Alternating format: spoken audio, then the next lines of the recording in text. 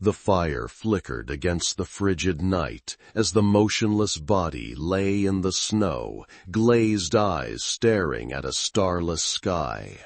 Silence hung like a suffocated scream, and on the other side of the wooden door a man stood his ground. Odin was at his doorstep, not as a benevolent god, but as judge and executioner. In that moment, Gunnar Olavsson, the Berserker, knew the winter would bring not just cold, but the weight of every choice he had made.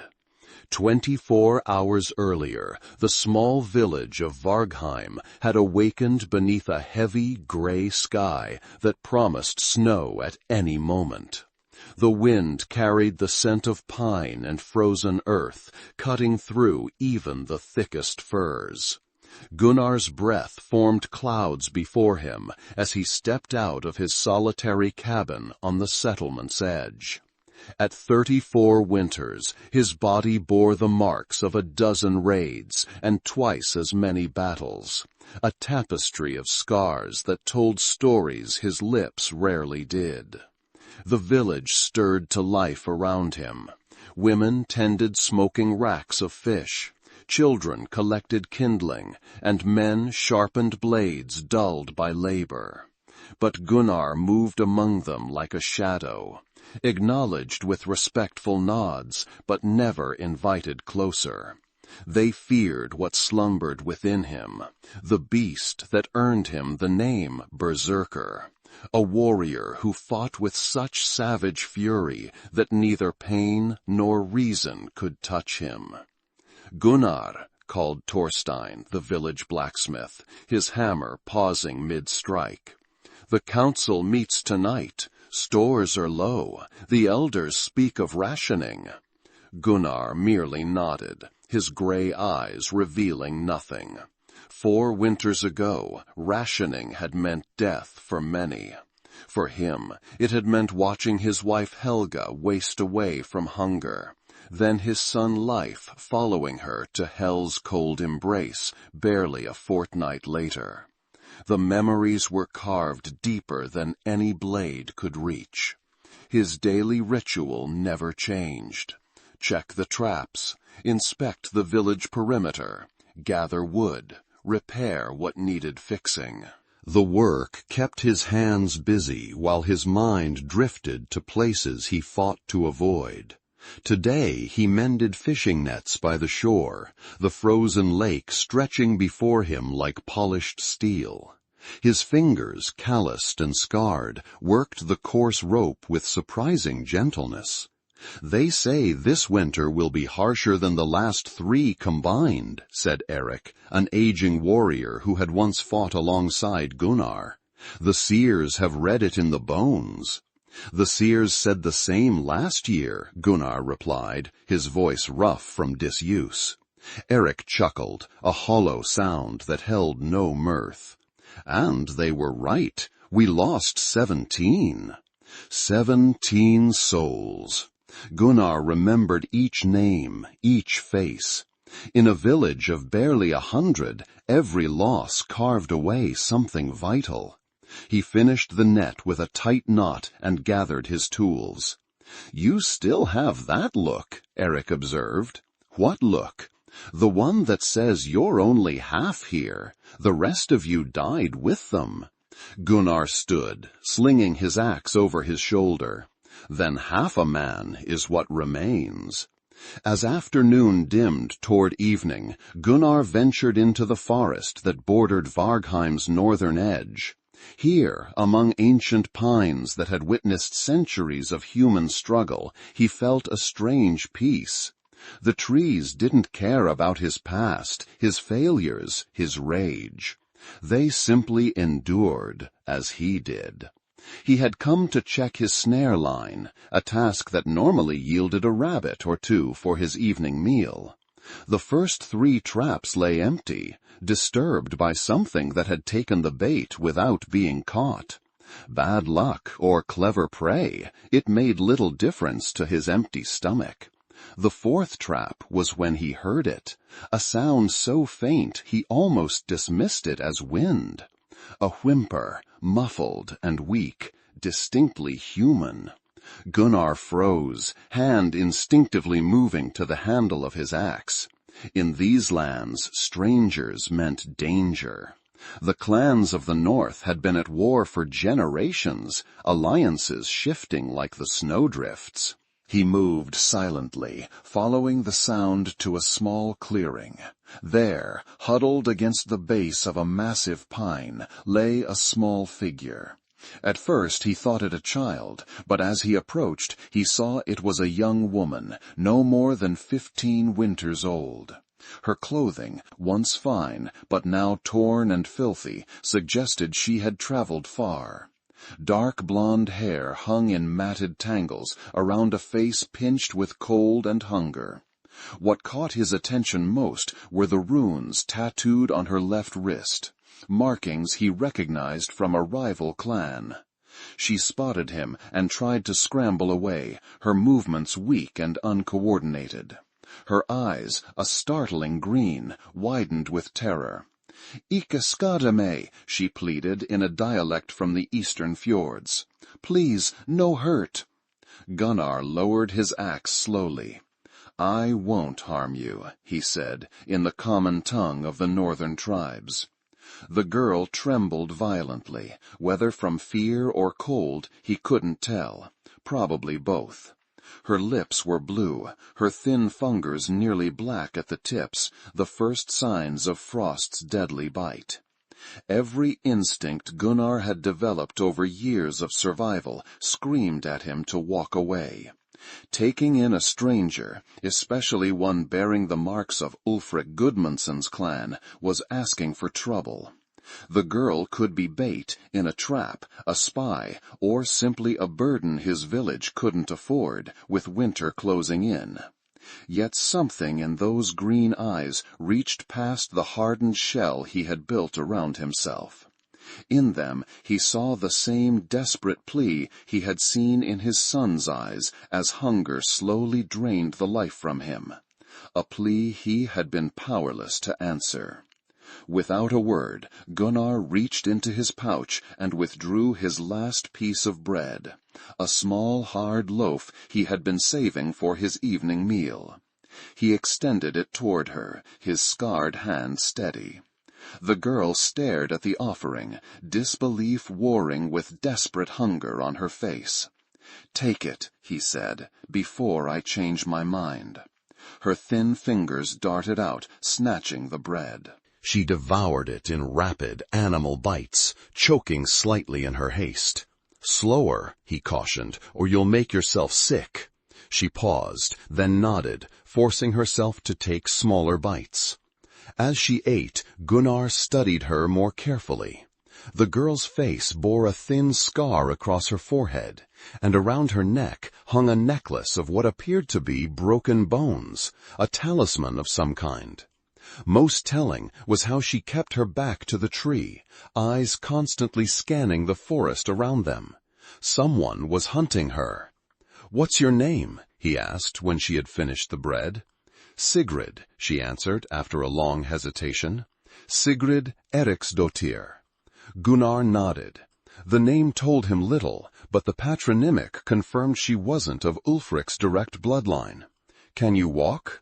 She tried to stand, but collapsed back against the tree, her strength exhausted. Gunnar sighed heavily. The decision before him was clear, though the consequences were anything but. To leave her meant certain death by exposure or predators.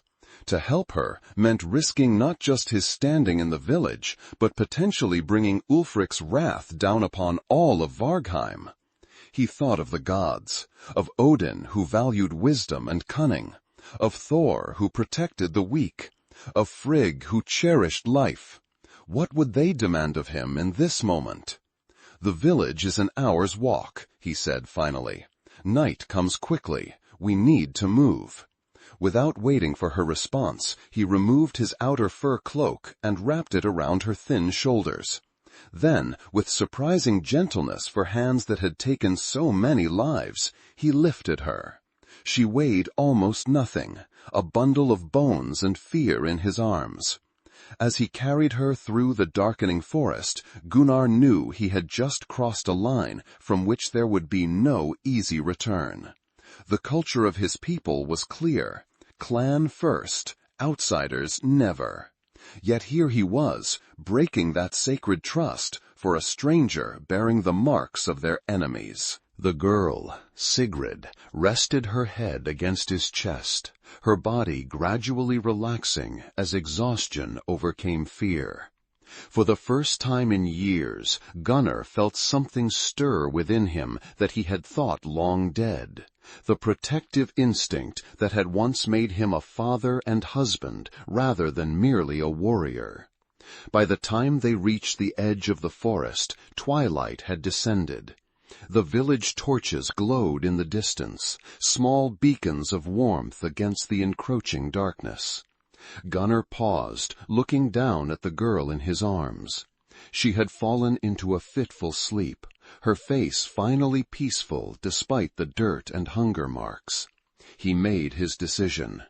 Instead of taking the main path to the village center, he circled around to approach his cabin from behind, avoiding curious eyes. For tonight at least, he would shelter her, feed her, and then decide what came next. The storm brewing on the horizon, both the literal one and the one his actions would unleash, would arrive soon enough. The faint glow of dying embers greeted Gunnar as he shouldered open the door to his cabin. He laid Sigrid gently on his bed, a simple wooden frame covered with furs, before stoking the fire back to life.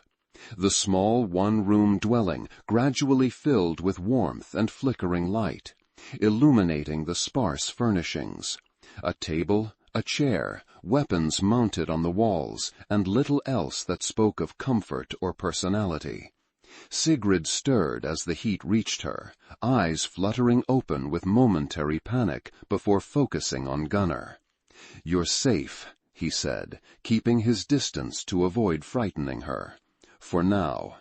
He moved to a wooden chest in the corner, retrieving a worn but clean blanket, which he offered to her.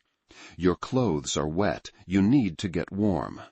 She hesitated, clutching his cloak tighter around herself. "I'll turn away," he added, understanding her fear. He busied himself at the hearth, heating water in an iron pot while she changed behind him.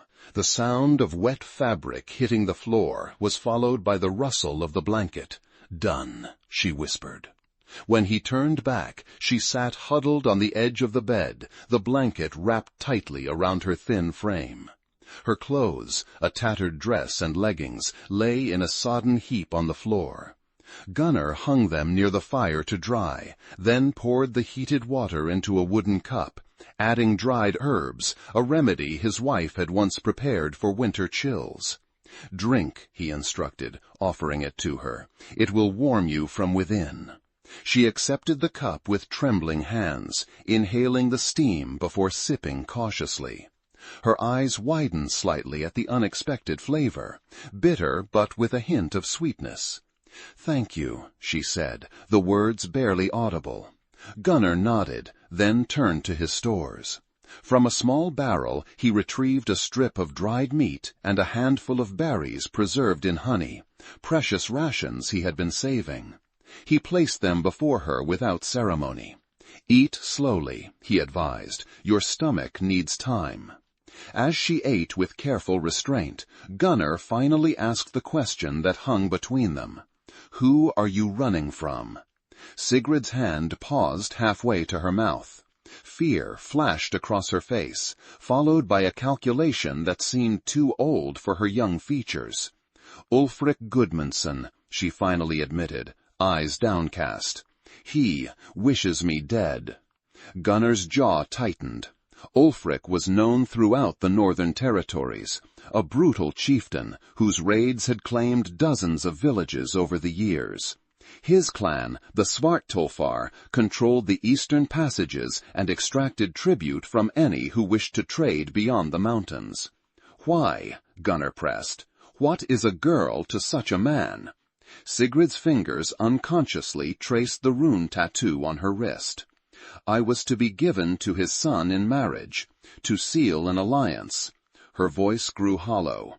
But I learned things, saw things no one was meant to see. About Ulfric's plans for the spring thaw. What plans? She looked up, her green eyes suddenly sharp despite her exhaustion. He means to break the all-thing truce. Attack during the council when all the chieftains gather. Take everything in one strike. Gunnar inhaled sharply. The all-thing was sacred, the annual gathering where all clans laid down arms to settle disputes, arrange marriages, and discuss matters affecting all their people. To attack during such a time was not just dishonorable, it was sacrilege against the gods themselves. "How do I know you speak truth?" he demanded. Sigrid pulled aside the blanket just enough to reveal her collarbone, where a fresh brand marked her skin. 3 interlocking triangles, the sign of oath-breaking among the northern tribes. "Because Ulfric did this when I refused to stay silent," she said, her voice steady despite the pain the memory clearly caused. "He would have killed me, but I escaped during the marking ceremony. I've been running for 5 days. Gunnar studied her face, looking for deception. He had seen many lies in his time, had told many himself to survive. But the exhaustion, the brand, the desperation in her eyes, these were not things easily feigned. "You understand what this means," he said quietly. "By helping you, I place my entire village at risk. Ulfric will come looking." "I know," she whispered, lowering the food she could no longer stomach. "I can leave at first light. I never meant—" "No," Gunnar interrupted. "The forest would claim you before midday." He moved to the window, peering out at the darkening sky, where heavy clouds promised snow before dawn. "Rest tonight. Tomorrow we will decide." Sigrid nodded, relief and guilt warring on her face. "Why help me at all?" she asked. "You owe me nothing. Your people owe mine less than nothing." Gunnar turned away, unwilling to examine his own motivations too closely. "Because winter takes enough without my help," he said finally. He prepared a sleeping place for himself on the floor near the door, positioned to intercept anyone who might enter, and left Sigrid the bed. As she drifted into an exhausted sleep, Gunnar remained awake, staring at the fire, wondering at the strange turn his solitary existence had taken. Outside, the first snowflakes of winter began to fall, gentle harbingers of the storm to come. Dawn broke with a silence that only comes with heavy snowfall. Gunnar awoke instantly, years of warfare having trained him to transition from sleep to full alertness in a heartbeat. His hand was already on his knife before his eyes had fully opened. The cabin was cold. The fire had died to embers during the night. On the bed, Sigrid slept deeply, her face finally peaceful, years younger without the mask of fear she had worn while awake. Gunnar rose silently, adding wood to the fire and stoking it back to life before moving to the window. Outside, the world had transformed. Nearly a foot of snow blanketed everything, erasing boundaries and softening the harsh lines of winter-bare trees. In the village center, figures moved through the whiteness, already digging pathways between buildings. It would be a day of snow clearing, roof reinforcing, and final preparations for the deep winter ahead. A knock at the door shattered the morning quiet. Gunnar tensed, motioning for Sigrid, now awake and wide-eyed, to remain silent. He moved to the door, positioning himself to block the view inside. "Gunnar," came Thorstein's voice as he opened the door a crack. "You're needed. Council meeting." The blacksmith's eyes narrowed slightly, trying to peer past Gunnar into the cabin's interior. "Now?" Gunnar asked, keeping his expression neutral. Now, Thorstein confirmed. Travelers came in before the storm, bringing news. He paused, lowering his voice. News of Ulfric's clan, strangers in our forests. Gunnar's face betrayed nothing, though his heart quickened. I'll come shortly. Thorstein nodded, then added with deliberate casualness. Strange tracks leading to your cabin last night. 2 sets going in, none coming out. Their eyes met in silent understanding. The blacksmith knew. My business is my own, Gunnar said quietly.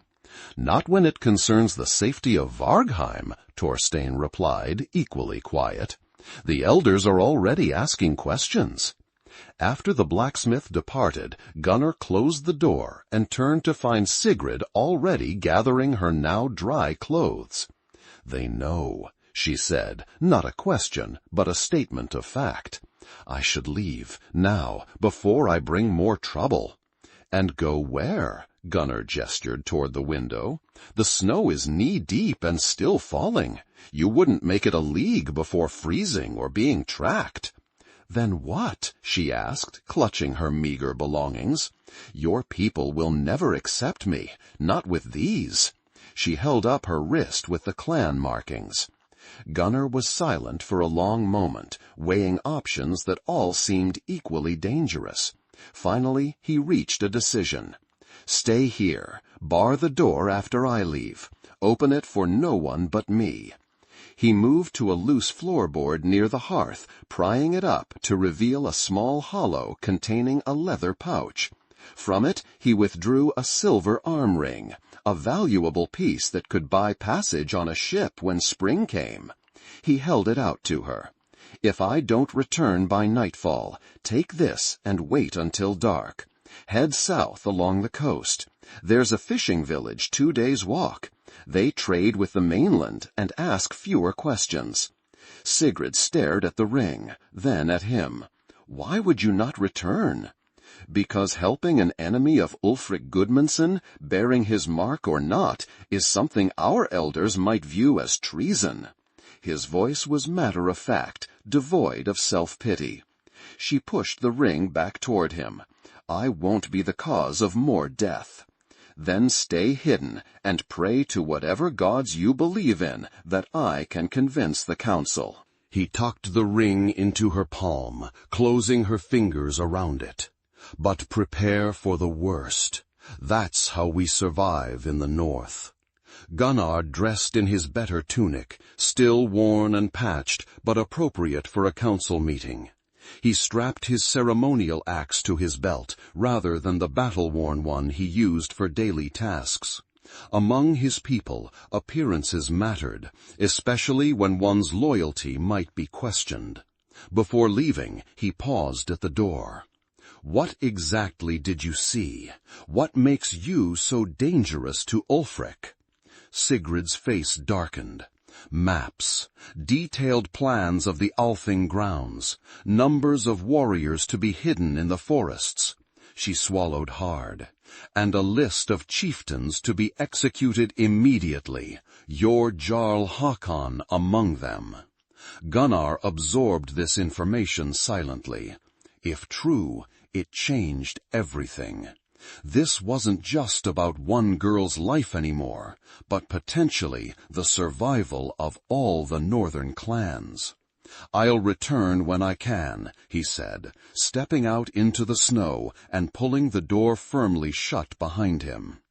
As he trudged through the deep snow toward the village center, Gunnar felt eyes watching from every window. Word traveled quickly in small communities, and by now everyone would know he had brought a stranger into their midst. What they wouldn't know, what he had to make them understand, was that this stranger might hold the key to their survival. The great hall stood at Vargheim's heart, a long wooden building with a high-peaked roof and intricate carvings adorning its entrance. Inside, a central hearth blazed, filling the space with warmth and smoky light. Around it sat the village elders and prominent warriors, their faces grave in the flickering shadows. Jarl Hakon, leader of their clan, occupied the high seat, a man in his 50s with a gray-streaked beard and eyes that had seen too many winters of hardship. Beside him sat Astrid the Wise, the village seer and healer, her gnarled hands folded in her lap, her blind eyes seemingly fixed on Gunnar as he entered. Gunnar Olavsson, Hakon acknowledged, his deep voice carrying through the hall. "We have matters to discuss." Gunnar took his place in the circle, aware of the unusual silence. Normally, council meetings buzzed with side conversations and debates. Today, all attention focused solely on him. "You harbor a stranger," Hakon stated without preamble. "A girl bearing the mark of Ulfric Gudmundsson's clan. Explain yourself." So they knew everything already. Gunnar met the Jarl's gaze steadily. "I found her in the forest, half dead from cold and hunger. She seeks asylum." Murmurs rippled through the gathering. Asylum was a serious matter, a sacred obligation once granted, but rarely given to enemies. "And why?" asked Inga, widow of a warrior killed in their last conflict with Ulfric's clan. "Should we risk our lives for one of them? Have we not lost enough to the Svartulfar?" Gunnar looked at the faces around him, people he had known all his life, fought beside, mourned with. "Because she brings warning," he said. "Ulfric plans to attack during the Althing, break the sacred truce, and eliminate all opposition in one strike." The hall erupted in outrage and disbelief. "Silence," Hakon commanded, raising his hand. When quiet returned, he fixed Gunnar with a penetrating stare. "These are grave accusations. What proof does the girl offer?" "She bears the punishment brand for oath-breaking, given by Ulfric himself when she refused to keep his plans secret. She has seen maps, troop placements, lists of targets." Gunnar paused. "Your name among them, Jarl." Hakon's face remained impassive, though his knuckles whitened where they gripped his seat. "And you believe this tale from a girl who conveniently appears in our forest as winter closes in, who bears the very marks of our enemy?" Before Gunnar could answer, the doors to the hall burst open. A warrior staggered in, snow-covered and breathing hard. "Riders," he gasped, "coming from the east, flying Ulfric's raven banner." The hall exploded into motion. Warriors reached for weapons, women moved toward the back exits, elders rose from their seats with alarm. "How many?" Hakon demanded. "A dozen, maybe more, heavily armed." Hakon turned to his war chief. "Muster the defenders, secure the perimeter." Then to Gunnar. "It seems your stray has brought wolves to our door sooner than expected." "Or she speaks truth," Gunnar countered, "and Ulfric fears what she might reveal." Hakon considered this, years of leadership weighing each possibility. "We will hear the girl," he decided. "Bring her to the hall. If she has truly betrayed Ulfric, she deserves the chance to speak before his men arrive." Gunnar nodded and turned to leave, but Astrid's voice stopped him, soft yet carrying a strange power that commanded attention. "The wolf who shares his last morsel," she intoned, her blind eyes staring at nothing, "will feast in Valhalla when others starve in Hell's domain." The hall fell silent. Astrid rarely spoke during councils, and when she did, her words often carried the weight of prophecy. Gunnar felt a chill that had nothing to do with the winter air. Without responding, he strode from the hall, moving quickly through the snow toward his cabin. Behind him, the village erupted into defensive preparations. Warriors donning armor, women gathering children, old men taking up long unused weapons. As he approached his dwelling, Gunnar saw the door was still barred from within, a good sign. He knocked 3 times, then twice more, the signal he had arranged with Sigrid. "It's Gunnar," he called. "Open quickly." The bar scraped back, and the door swung open to reveal Sigrid, still wrapped in his blanket, but with her clothes now properly donned underneath. Her eyes widened at his expression. "They're coming," she guessed. "Ulfric's men, a dozen riders from the east." Gunnar gathered his battle-axe and shield from the wall. "The council wants to hear you before they arrive." Fear flashed across her face, followed by resignation. "They won't believe me. No one ever does until it's too late." "They might," Gunnar replied, handing her a small knife, not much of a weapon, but better than nothing. Astrid spoke of wolves and morsels. The old seer rarely wastes words. Sigrid concealed the knife in her sleeve, then straightened her shoulders with surprising dignity for one so young. "Then we go, but know this, Ulfric won't have come merely to talk. He never does." They moved through the village together, Gunnar's imposing presence keeping curious villagers at bay. The snow had lightened, but the wind had picked up, carrying the promise of a harsher storm to come. In the distance, horns sounded, the village watch spotting the approaching riders. At the great hall, the atmosphere had transformed. Warriors lined the walls, weapons at the ready. Women capable of fighting stood among them, grim-faced and determined. The elders remained seated around the hearth, projecting calm authority despite the tension. All eyes turned to Sigrid as she entered beside Gunnar.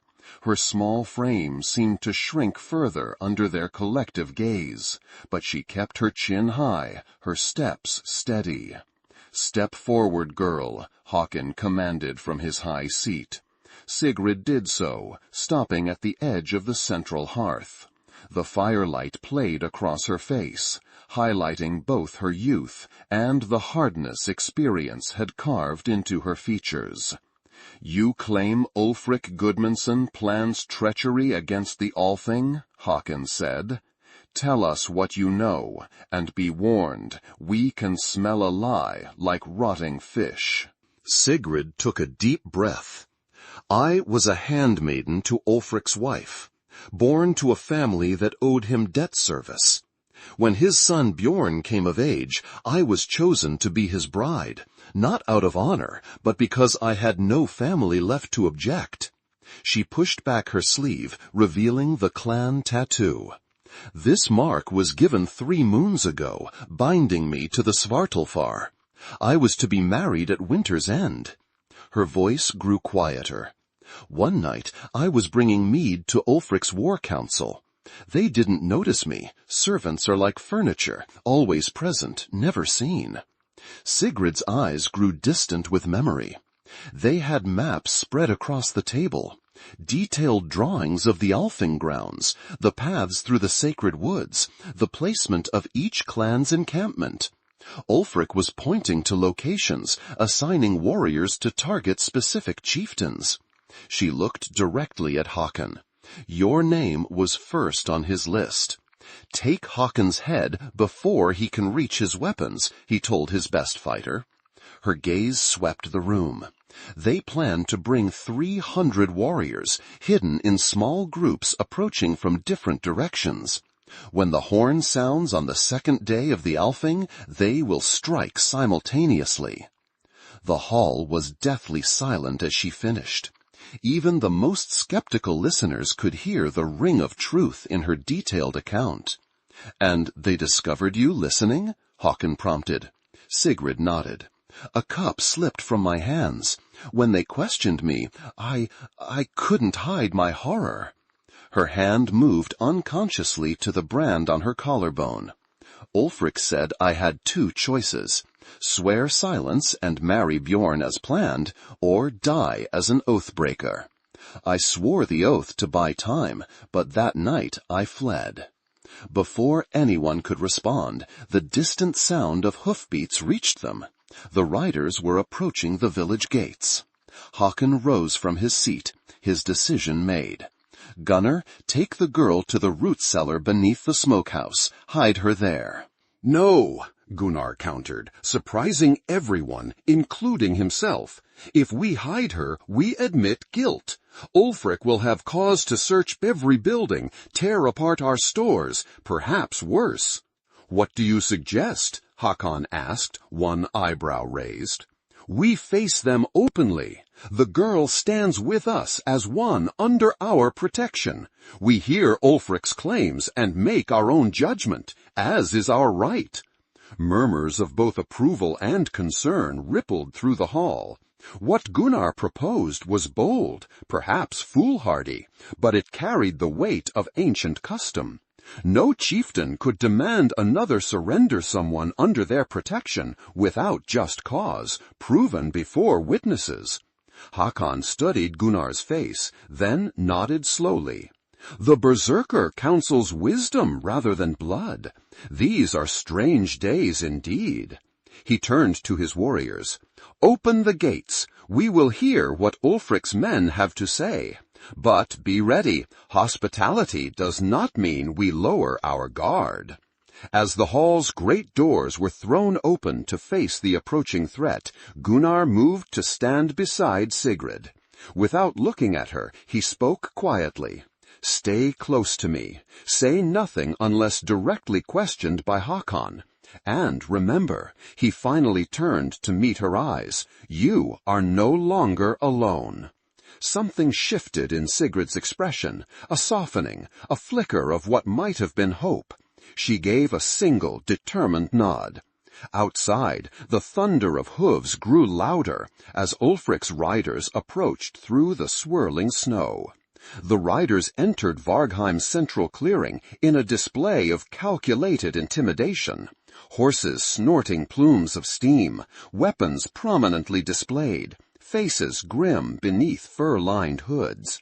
Their leader, a massive man with a scar-twisted face, dismounted with surprising grace for his size. Behind him, 11 warriors remained on horseback, forming a semicircle that blocked the main path through the village. Gunnar recognized the leader immediately, Bjorn Ulfricsson, heir to the Svart-Ulfar clan and notorious for his cruelty in battle. The young man had his father's build and black hair, but where Ulfric's face bore pockmarks, Bjorn's was marred by a jagged scar that ran from temple to jaw, the mark of an axe that should have killed him. Beside Gunnar, Sigrid had gone rigid, her breath coming in short, shallow gasps. He could feel fear radiating from her in waves.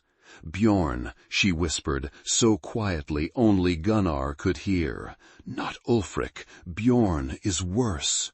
Håkon stepped forward, flanked by his warriors. He carried no weapon, a show of confidence, but behind him 20 armed Vargheim fighters stood ready. "Bjorn Ulfricsson," Håkon greeted, his voice neutral. "You ride hard through dangerous weather. What brings the son of Ulfric to our gates?" Bjorn's cold eyes swept the gathered crowd before settling on Håkon. "Justice," he replied, his voice surprisingly soft for a man of his size. "You harbor a thief and oath-breaker who fled my father's judgment." "Serious accusations," Håkon observed. "What proof do you bring?" Bjorn reached into his cloak and withdrew a small cloth bundle. He unwrapped it to reveal a silver pendant bearing the Svart-Ulfar clan symbol, a stylized black wolf. "This belonged to my betrothed," he said, his gaze finally finding Sigrid, "who appears to have found shelter among our neighbors." The way he said neighbors made it sound like enemies. Håkon turned slightly toward Sigrid. Is this true? Were you betrothed to Bjorn Ulfriksson? All eyes turned to the girl.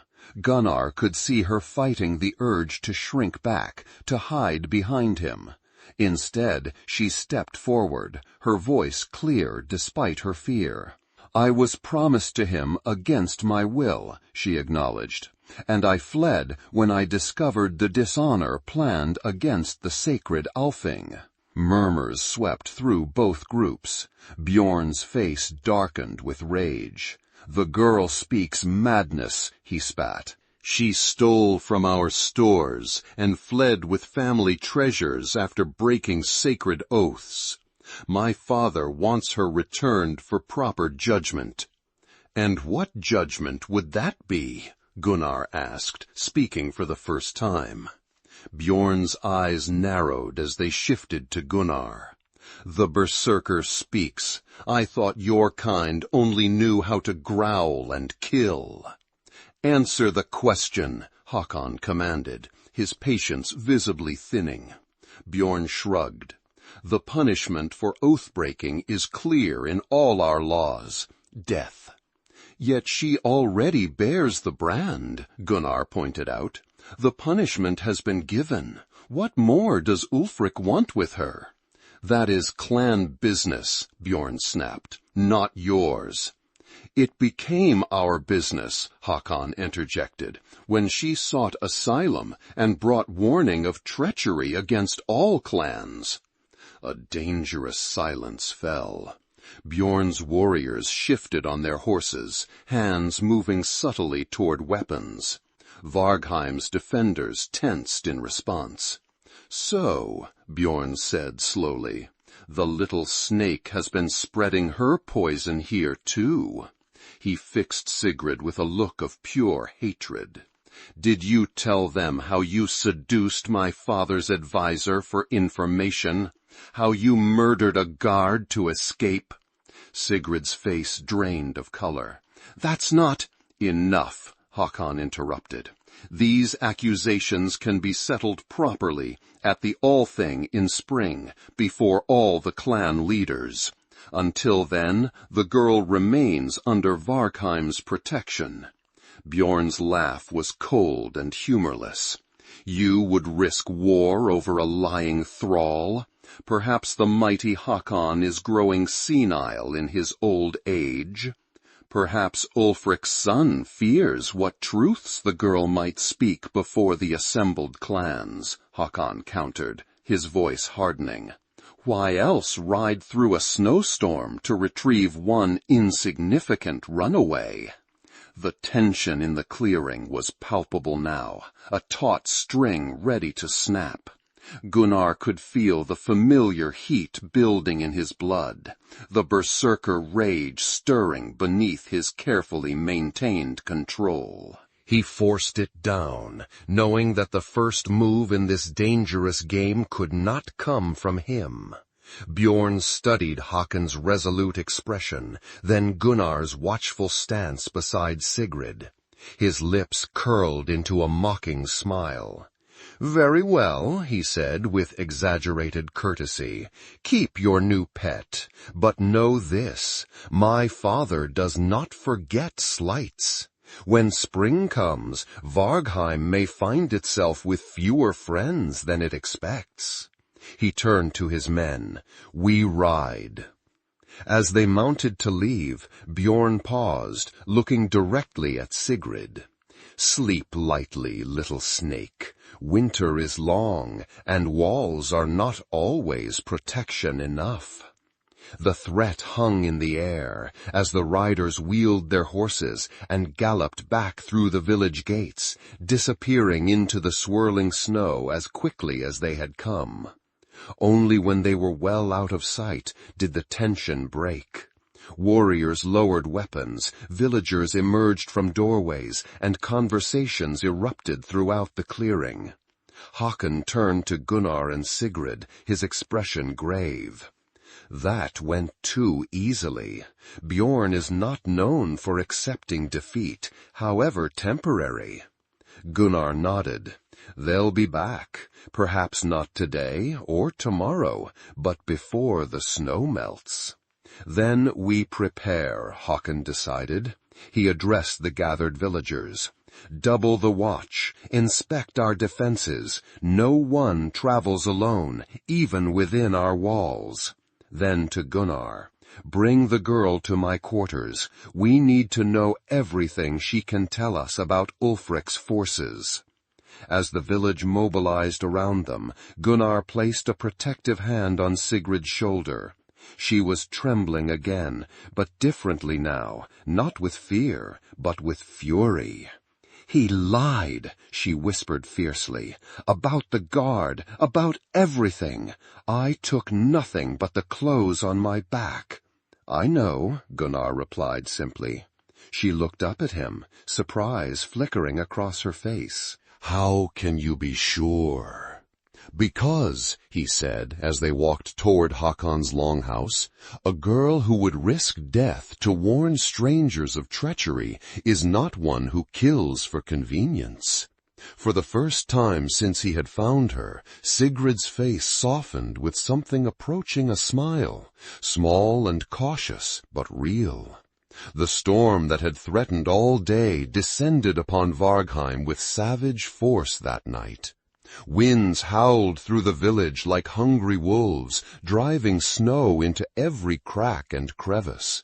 Most families huddled together around their hearths, telling stories to drown out the storm's fury. Gunnar stood at the window of his cabin, peering into the white void beyond.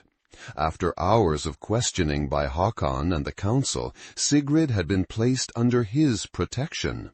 Partly because he had found her, partly because few others volunteered to shelter someone who had brought Ulfric's wrath upon them. The girl now slept on his bed, exhausted by the day's events. In sleep, her face had lost its hardness, revealing the child she still was beneath the layers of fear and determination. Gunnar wondered about her family, her life, before becoming a pawn in Ulfric's games. She had revealed little during the questioning beyond what directly concerned the planned attack, as if her past was a wound too tender to touch. A soft knock at the door pulled him from his thoughts. Hand on his knife, he opened it a crack to find Astrid the Wise standing in the swirling snow, seemingly unbothered by the biting cold despite her advanced age. "Seer," he acknowledged with surprise, opening the door wider, "you shouldn't be out in this storm." Astrid's blind eyes, milky with cataracts, somehow found his face unerringly. "The storm outside is nothing compared to the one gathering on the horizon, Berserker." She entered without waiting for an invitation, moving with the confidence of someone who sees with more than eyes. Her gnarled hands clutched a small leather pouch. "The girl sleeps," she observed, turning toward the bed, though Sigrid had made no sound. "She's exhausted," Gunnar replied, closing the door against the howling wind. Astrid nodded, settling herself by the fire. "Sit, Gunnar Olavsson, we have matters to discuss." He did as instructed, lowering himself onto the bench opposite her. The firelight carved deep shadows into Astrid's wrinkled face, making her appear ancient as the mountains themselves. "You've carried death on your shoulders for too long," she said without preamble. "Your wife, your son, the countless souls sent to Valhalla by your axe." Gunnar stiffened. No one in the village spoke to him of Helga and Leif, not anymore. The grief was his alone to bear. "What do you want, seer?" he asked, his voice rough. "To give you warning." She opened the leather pouch, withdrawing a handful of small bones carved with runes.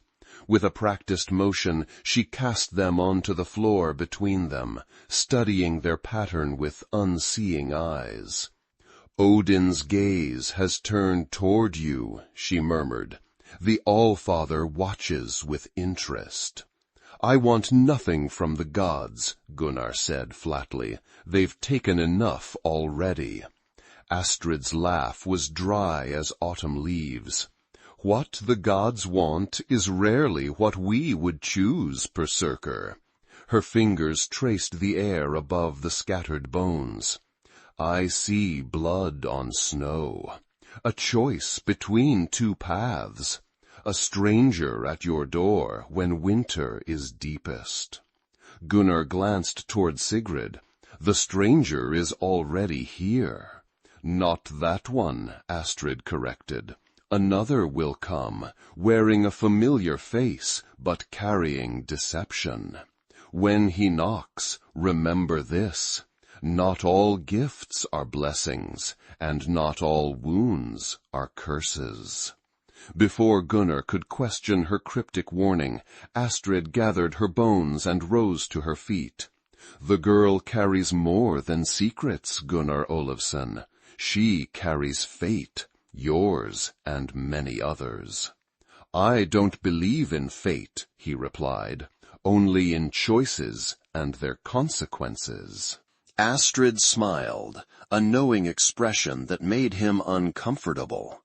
"Then it's fortunate that fate believes in you regardless." She moved to the door. "One last thing. When the time comes to choose between rage and mercy, remember what you felt when you offered your last bread to a stranger." With those words, she slipped out into the storm, leaving Gunnar staring at the closed door, unsettled by her visit and her predictions. "Was that Astrid?" Sigrid's voice came softly from the bed. She had awakened and sat up, watching him with those unnervingly perceptive green eyes. "Yes," he confirmed. "The old seer enjoys speaking in riddles, especially during storms." What did she want? Gunnar considered downplaying the visit, but something told him Sigrid had experienced enough deception in her young life.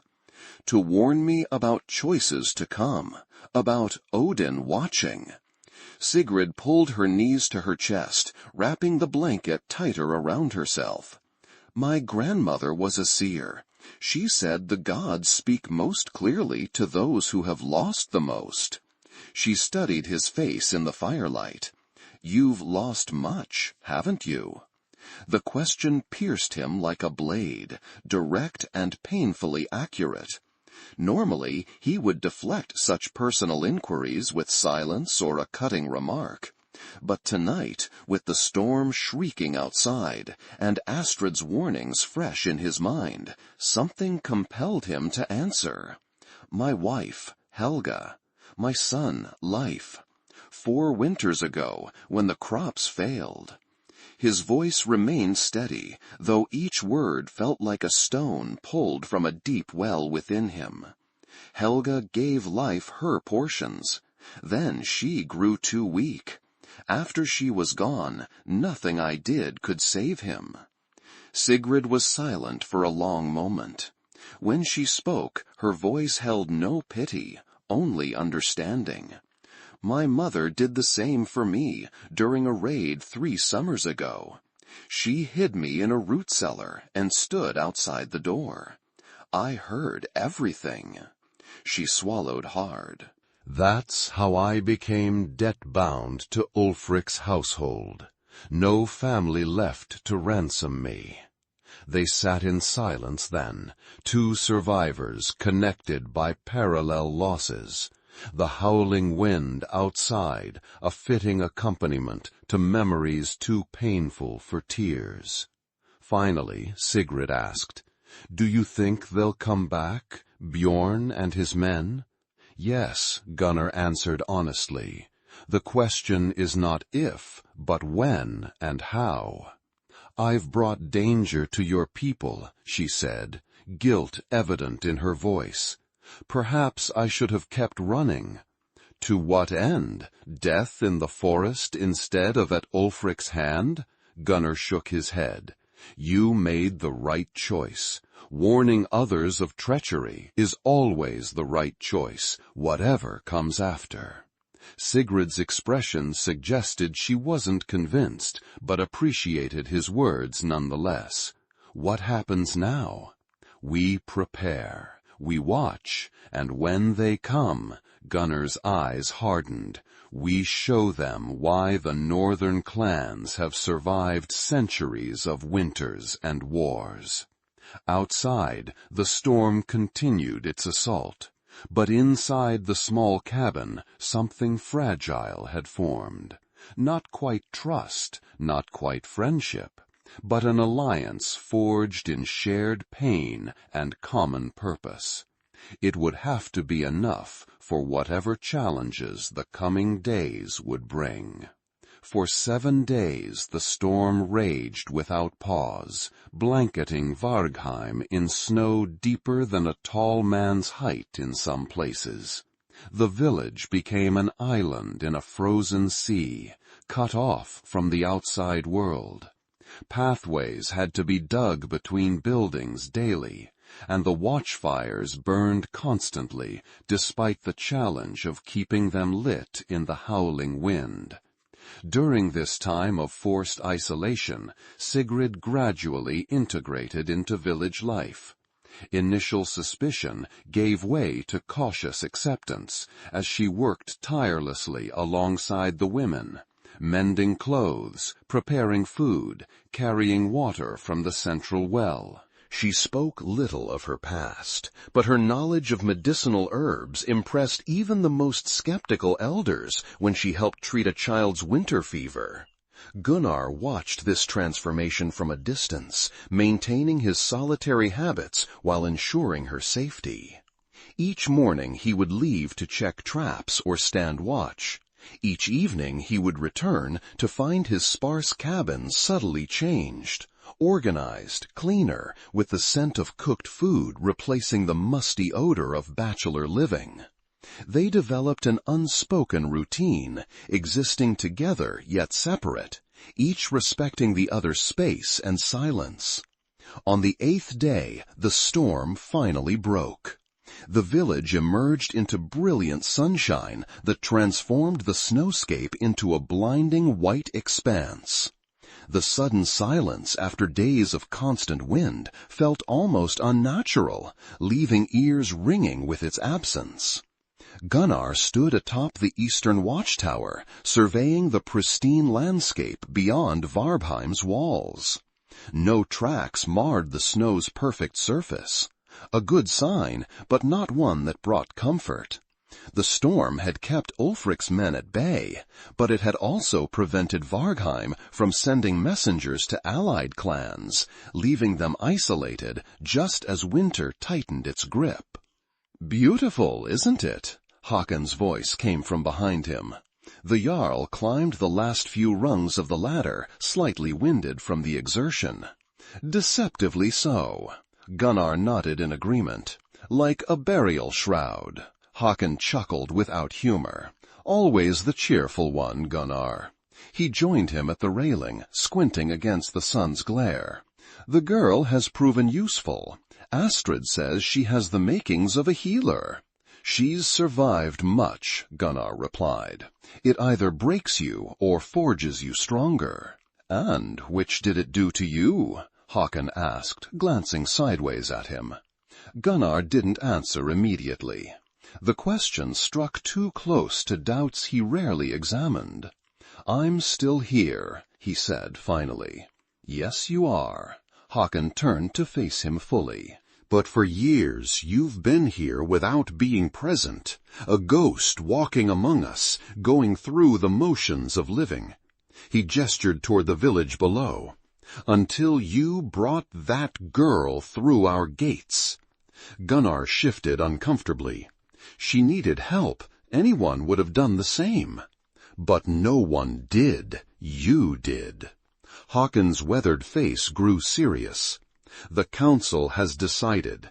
When the snow hardens enough for travel, we'll send riders to the nearest allied clans. They need to know of Ulfric's planned treachery. And Sigrid? She goes with the messengers to the southern clan. Bjarke One-Eye will grant her sanctuary until the Althing. She'll be safer there, farther from Ulfric's reach.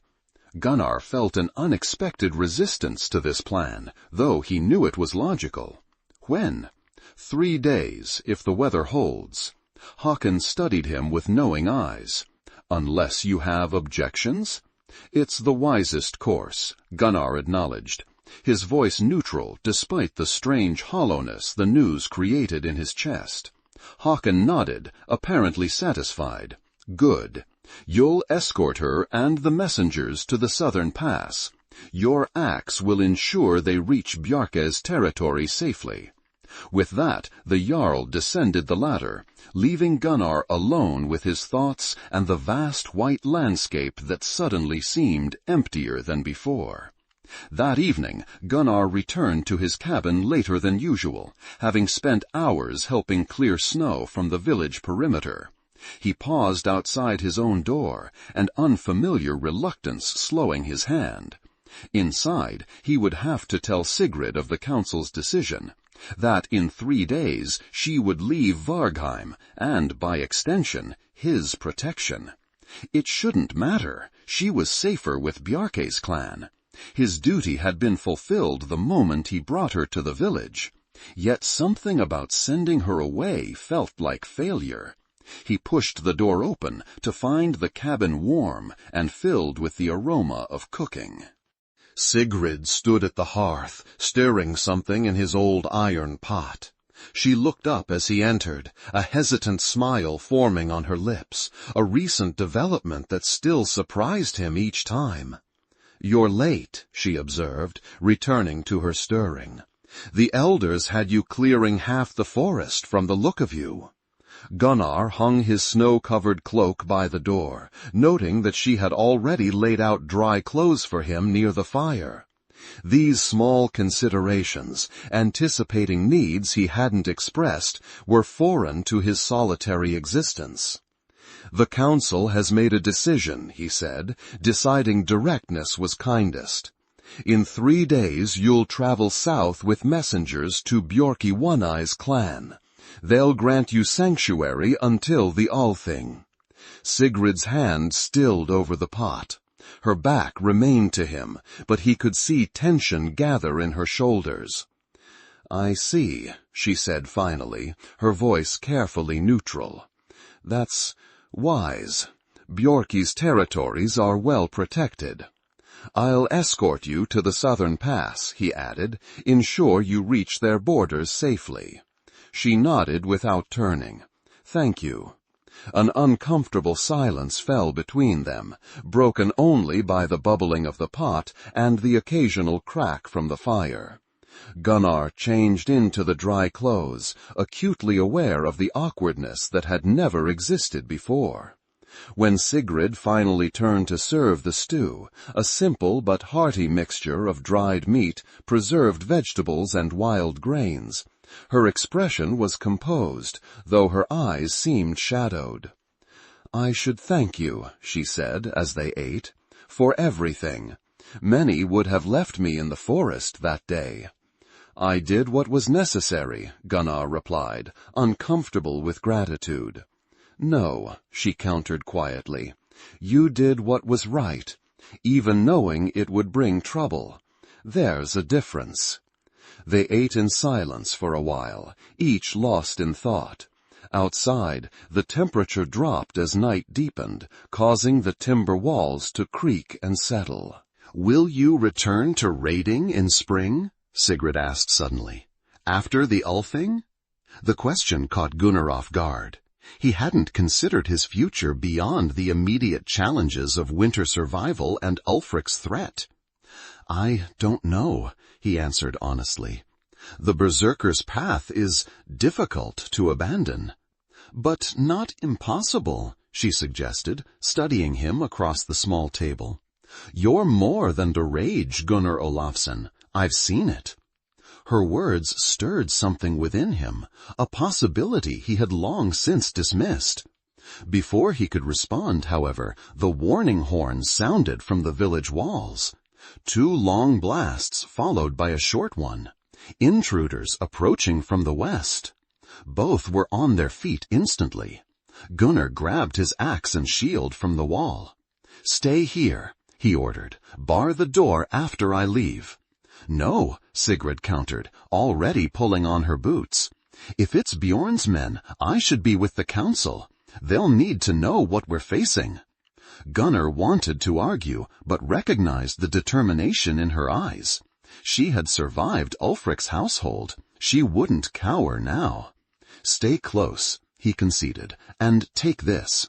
He handed her a short knife from his collection, better than the small blade she had been carrying. Together they hurried through the snowy paths toward the great hall, where torches were already being lit and warriors gathering. The night air bit with knife-like cold, their breath forming clouds before them. At the western gate, a crowd had formed around a small group of travelers. 5 men, exhausted and frostbitten, their clothing marking them as members of a clan from the western fjords. Hakon was already there, questioning their leader. "Attacked at dusk," the man was saying, his voice hoarse from cold and exertion. 30 warriors at least, bearing Ulfric's black wolf. Our village burned, women and children taken. He swayed on his feet, nearly collapsing before warriors caught him. "We were hunting. Return to find. Get them to the healers," Hakon ordered. "Astrid needs to see to their frostbite immediately." As the injured men were led away, Hakon turned to the gathered villagers, his face grim. "Ulfric moves earlier than expected. These men are from Kjartan's clan, our allies for 3 generations." Murmurs of anger and fear spread through the crowd. Kjartan's settlement was less than 2 days' hard travel from Vargheim. "He's eliminating potential opposition before the Ulthing," Sigrid said, her voice carrying in the sudden silence. All eyes turned to her. "Weakening any clan that might stand against him when spring comes." Hakon nodded grimly. "It seems your warning was even more timely than we realized, girl." He addressed the gathered warriors. "Double the watch. No fires on the outer walls tonight. We keep darkness as our shield. All able fighters report to the armory at first light." As the crowd dispersed to carry out orders, Gunnar felt Sigrid trembling beside him. Not from fear, he realized, but from rage. "This is because of me," she said, her voice tight. "Bjorn returned to his father with news of my warning. Now they move to silence anyone who might believe me." "No," Gunnar countered firmly. "This was always Ulfric's plan. You merely gave us time to prepare that we wouldn't have had otherwise." She looked unconvinced, guilt etched clearly on her young face. Before he could say more, Hakon approached them. "The plan changes," the Jarl said without preamble. "You both leave at first light. Not for Bjarke's clan, but for the Eastern Alliance.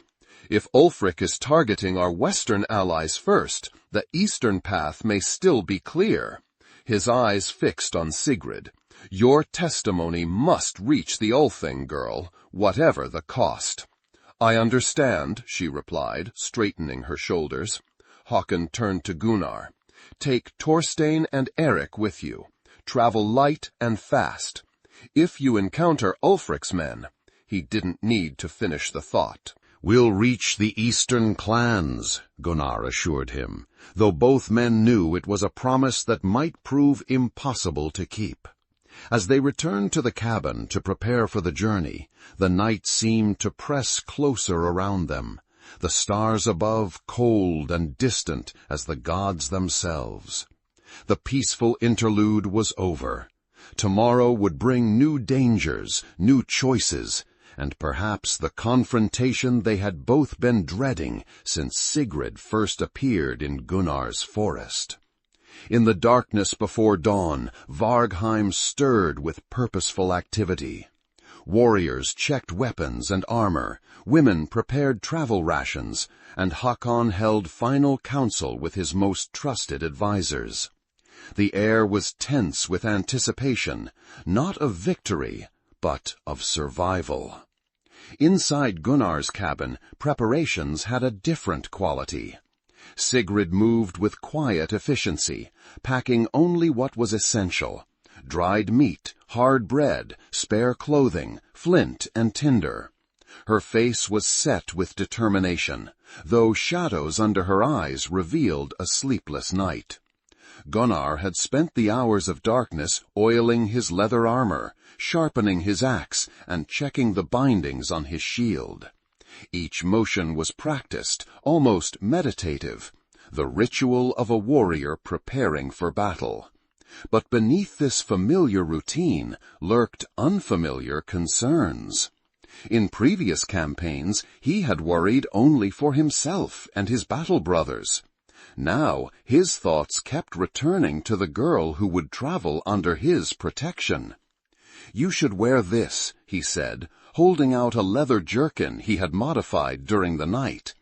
It was one of his older pieces, cut down and reshaped to fit her smaller frame. "It won't stop a blade, but it might turn a glancing blow." Sigrid accepted it with surprise. "You didn't sleep." "Neither did you," he observed, continuing to pack. She pulled the jerkin over her woolen tunic, tightening the side laces. It was still too large, but better than traveling with no protection at all. "I kept thinking about Kjorten's clan," she admitted. "The women and children taken. I know what awaits them in Ulfric's compound." Gunnar paused in his preparations. What does he do with captives? Sigrid's eyes grew distant. The useful ones become thralls. The pretty ones go to his warriors or the slave markets further south. The rest? She swallowed hard. Ulfric believes the old ways of sacrifice please the gods, especially before major undertakings. The implications chilled even Gunnar's battle-hardened heart.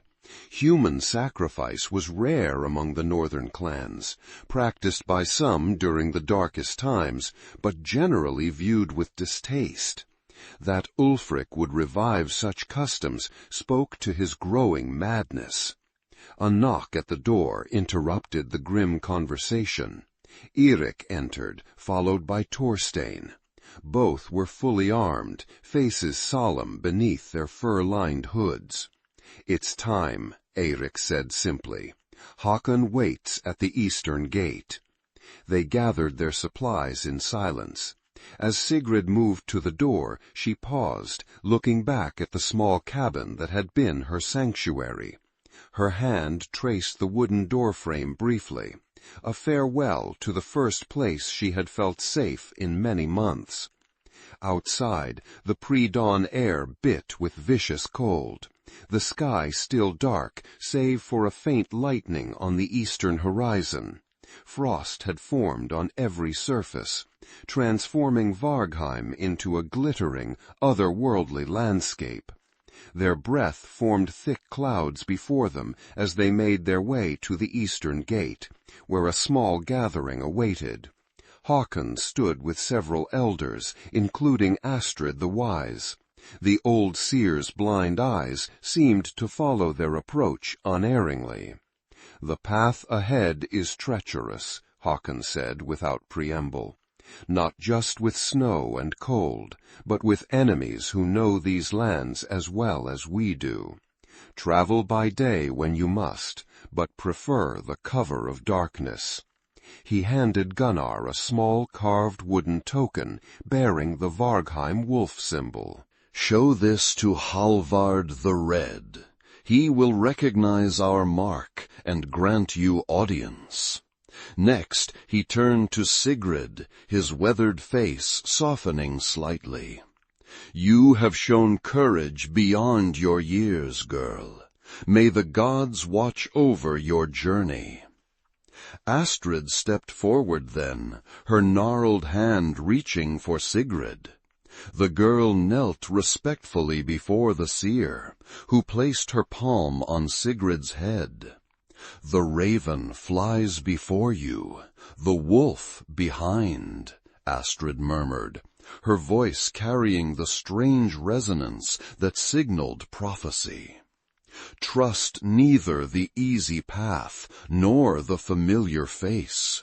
What was broken can be mended, but only through fire." She then turned toward Gunnar, unseeing eyes somehow finding his. "Remember my warning, Berserker. When Odin knocks at your door, how you answer will determine many fates." With these cryptic words she stepped back, allowing Håkon to continue. The Jarl provided final instructions about routes and safe havens, pointing out landmarks on a rough map drawn in the snow with a stick. As the eastern sky brightened with the first hint of dawn, the small party prepared to depart. The massive wooden gate, reinforced after Bjorn's visit, swung open just wide enough to allow them passage. Gunnar led the way, breaking trail through snow that reached mid-thigh in places. Behind him came Sigrid, then Thorstein and Eric guarding their rear. They moved in silence, conserving breath in the bitter cold, each lost in thoughts of what lay ahead. From the watchtower, Håkon watched them disappear into the lightning forest. Beside him, Astrid stood motionless, her face turned toward the sky. "Did you tell him everything you saw?" "No," the old seer replied. "Some burdens must be discovered in their own time." "And the girl, will she survive what's coming?" Astrid's lips curved in a smile that held more sorrow than joy. "That depends entirely on whether the Berserker remembers what it means to be human when the moment comes." The first day of travel passed without incident, though the going was slow through deep snow. They followed game trails where possible, keeping to the shelter of the forest rather than risking exposure in open meadows. By midday, the sky had clouded over again, bringing a light snowfall that obscured their tracks, a blessing in disguise. They made camp as darkness fell, finding shelter in a small cave hidden behind a frozen waterfall. The location offered natural protection and concealment, though the constant sound of water rushing behind ice created an eerie, unsettling backdrop. Thorstein, a skilled woodsman despite his blacksmith trade, built a small fire positioned to minimize visible smoke. They ate sparingly of their rations, aware that the journey to the eastern clan's territories would take at least 5 days in good conditions, longer in the current weather. "We should reach the ridge by tomorrow evening," Eric said, studying the crude map Håkon had provided. "From there, we'll have a clear view of the valley. If Ulfric's men are patrolling, we'll spot them." "And they'll spot us," Thorstein added grimly. "That ridge is exposed for nearly a league." "We'll cross at night," Gunnar decided. "The moon is waning, dark enough for cover, light enough to see our footing." As they discussed watch rotations for the night, Sigrid sat slightly apart, staring into the small fire. The day's travel had clearly exhausted her, though she had never complained or asked to rest. Her determination was admirable, but Gunnar could see the physical toll it was taking. "You should sleep first," he told her, moving to sit nearby. "We'll wake you for the last watch." She nodded gratefully, but made no move to lie down. Instead, she pulled something from inside her tunic, a small carved wooden figure of a bear, worn smooth from handling. "My father made this," she said quietly, turning it in her fingers. "Before Ulfric's raid. It's all I have left of him." Gunnar said nothing, recognizing the offering for what it was, not a request for pity, but a small piece of trust. He was a carver, she continued, made beautiful things from wood. Ulfric kept him alive longer than the others because of his skill. Her voice remained steady, though her knuckles whitened around the small figure. He carved Ulfric's high seat, and then his own funeral pyre. The quiet words carried more weight than dramatic tears could have. Gunnar understood the cost of such sharing, opening wounds that had barely scabbed over. "My father was a fisherman," he offered, in return, surprising himself. "Taught me to read the water, to respect its power. He died when I was 14. A storm took his boat. My mother followed within a year. Grief," he explained simply. Sigrid nodded, understanding without need for elaboration. "And then you became a warrior?" "I became a survivor first," he corrected. "The warrior came later, when I discovered rage was easier to bear than sorrow." A comfortable silence fell between them, broken only by the crackling of the fire and the muffled roar of the waterfall. Across the cave, Thorstein and Eric had tactfully engaged in their own quiet conversation, giving them privacy. "Do you think we'll reach the eastern clans before Ulfric's men find us?" Sigrid finally asked, voicing the fear that had clearly been weighing on her. Gunnar considered lying, offering false reassurance, but dismissed the thought immediately. She deserved honesty, however harsh. "I don't know," he admitted, "but I know we won't stop trying until we succeed or die in the attempt." She nodded, apparently satisfied with this answer. "Then I should rest while I can." She tucked the wooden bear back into her tunic, then hesitated. "Thank you, Gunnar, not just for the protection, but for—" she gestured vaguely between them, "for seeing me as more than a burden or a tool." Before he could respond, she moved to her sleeping place, wrapping herself in furs and turning away.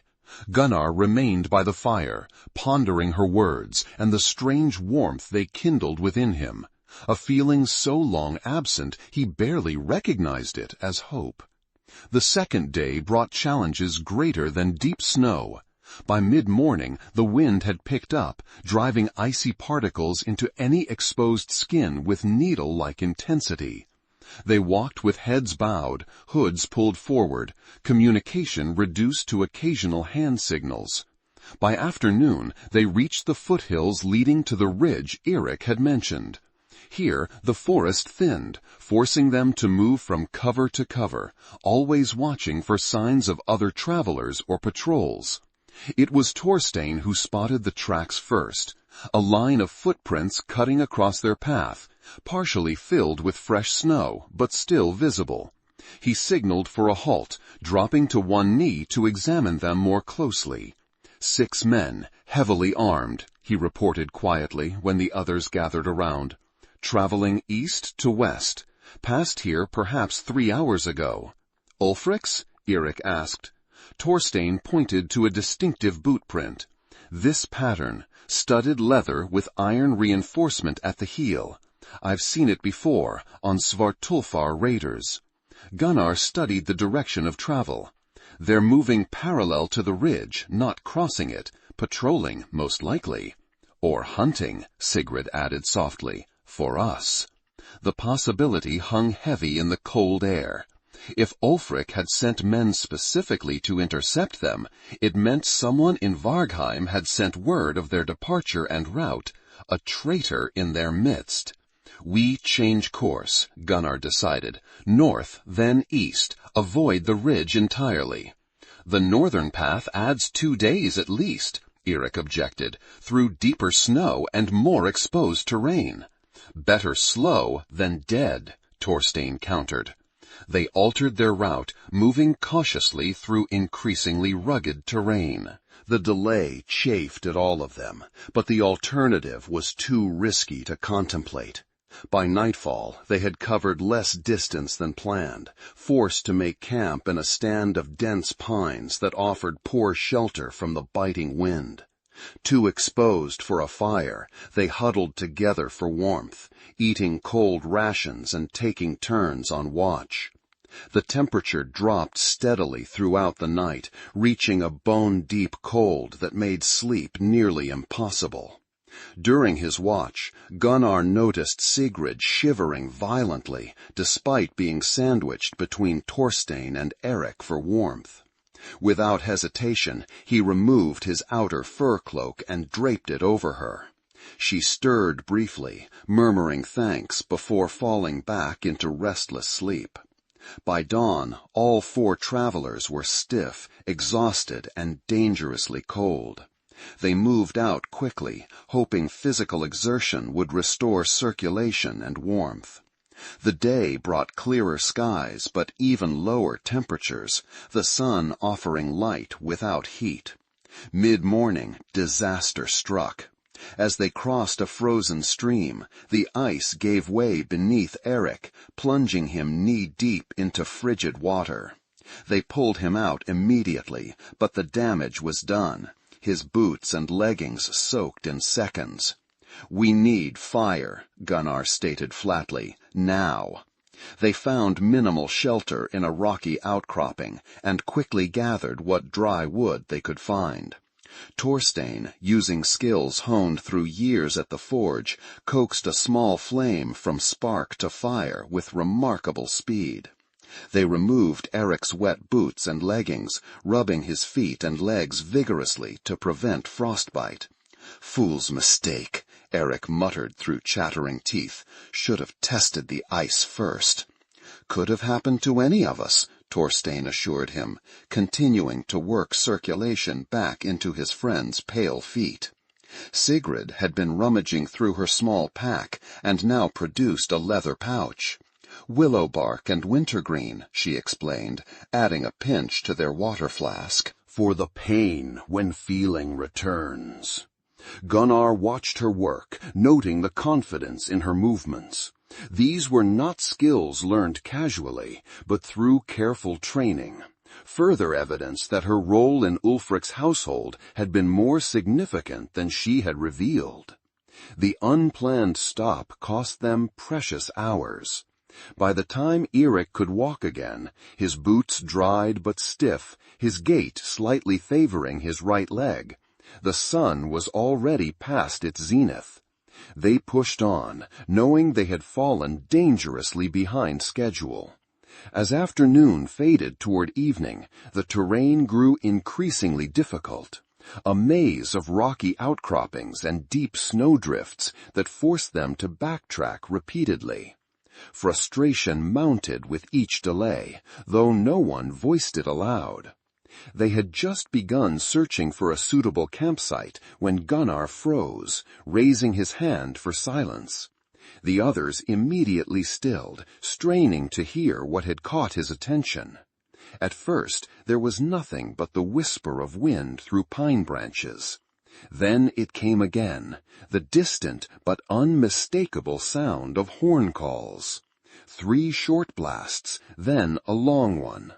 "Svartolfar hunting signals," Sigrid whispered, her face paling. "They're coordinating a search pattern." "How far?" Thorstein asked, hand moving to his axe. "Hard to tell in these hills," Eric replied. "Sound carries strangely. Could be a league away or just over the next rise." Gunnar made a quick decision. "No camp tonight. We move in darkness, put as much distance between us and them as possible." No one argued. They redistributed their packs, lightening Eric's load to compensate for his injured leg, then continued eastward as the last light faded from the sky. The moon, as Gunnar had noted earlier, provided just enough illumination to navigate without torches, which would have been visible for miles. They traveled in tense silence, each step taken with care to minimize noise. Occasionally they would pause to listen, the horn calls sometimes seeming closer, sometimes farther away, an auditory illusion created by the shifting wind and echoing valleys. Near midnight, exhaustion began to take its toll. Eirik stumbled more frequently, his injured leg clearly causing significant pain, despite his stoic silence. Even Thorstein, renowned for his stamina, showed signs of fatigue. Sigrid moved like one in a trance, placing one foot before the other through sheer force of will. "We rest," Gunnar finally ordered, finding a small depression sheltered by fallen logs. 1 hour, no more. They collapsed gratefully, too tired even for conversation. Sigrid immediately fell into a deep sleep, her body simply shutting down when given the chance. Eirik examined his leg by moonlight, the skin around his knee swollen and discolored. "Bad?" Thorstein asked quietly. "Bad enough," Eirik admitted, "but I'll keep up." Gunnar took first watch, positioning himself where he could see in all directions. The night was eerily quiet now, the horn calls having ceased some time ago. This brought little comfort. Silence could mean the hunters had given up, or that they were closing in for the final approach. As he scanned the moonlit landscape, Gunnar found his gaze repeatedly returning to Sigrid's sleeping form. In less than 2 weeks, this girl had upended everything. His solitary existence, his village's security, his own carefully maintained emotional distance. Yet he couldn't bring himself to regret helping her that day in the forest. His thoughts were interrupted by a sound that froze his blood, the distant but distinct howl of a wolf, followed by several others. Not wild wolves hunting their natural prey, but trained warhounds used by the Svartulfar for tracking. He woke the others immediately. "Dogs," he said simply. "They've brought Ulfric's hounds." The implications were clear to all. While they might evade human hunters in the darkness, the dogs would follow their scent relentlessly. The pursuit had just become significantly more dangerous. "How far?" Thorstein asked, already gathering his gear. "Too close," Gunnar replied grimly. "We need to split up." "No," Sigrid protested immediately. "That's exactly what they want." "It's our only chance," Gunnar countered. "Eirik can't run with that leg, and the dogs will follow the strongest scent, mine and Thorstein's." He turned to the blacksmith. "You and Eirik head directly east. Keep to rocky ground where possible to minimize tracks. Sigrid and I will go south, then circle back east when we've drawn them away." "It's too dangerous," Eirik argued, though his face showed he understood the logic. "More dangerous for all of us to be caught together," Gunnar said firmly. "This way, even if we fail, you might succeed in reaching the eastern clans with warning." Reluctantly, the others agreed. They divided their remaining supplies, ensuring each pair had enough for at least 3 days of travel. Before separating, Thorstein clasped Gunnar's forearm in the warrior's farewell. "May Thor guide your hammer," he said solemnly. "And yours," Gunnar replied. With no further words needed, the 2 pairs set off in different directions. Eirik and Thorstein continuing eastward, while Gunnar led Sigrid on a sharp turn southward. The howls of the hounds grew more frequent now, spurring them to greater speed despite their exhaustion. As they pushed through the snow-laden forest, Gunnar felt a familiar sensation building within him. The first stirrings of the Berserker rage that had defined his fighting life.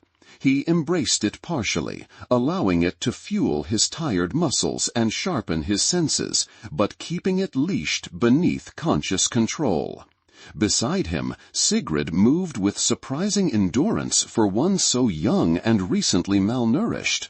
Her face was set with determination, her breathing controlled despite their pace. In that moment, Gunnar saw clearly what had enabled her to escape Ulfric's compound and survive alone in the wilderness, a core of steel beneath her vulnerable exterior. "They're getting closer," she said, after nearly an hour of hard travel. Gunnar nodded grimly. Despite their best efforts, the hounds were gaining ground. Soon they would need to make another choice: stand and fight, or separate again to give at least one of them a chance to escape. As they crested a small rise, the forest suddenly opened before them, revealing a sight that stopped them in their tracks. Below, nestled in a protected valley, glowed the lights of a settlement, too large to be a hunting camp, too well established to be temporary. "The eastern outpost," Gunnar realized with surprise. "We've circled further east than I thought." Hope flared briefly, until another chorus of howls sounded from the forest behind them, much closer now, perhaps less than half a league away. "We'll never reach it before they catch us," Sigrid observed, her voice remarkably steady despite the dire situation. Gunnar made his decision instantly. "You go. I'll stay and hold them." Her head snapped toward him, eyes widening. "That's suicide."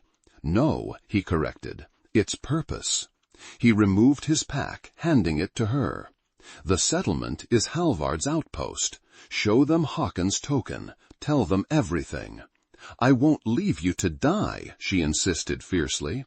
"You won't," he replied with unexpected gentleness, "because I don't intend to die. I intend to hunt." Understanding dawned in her eyes then.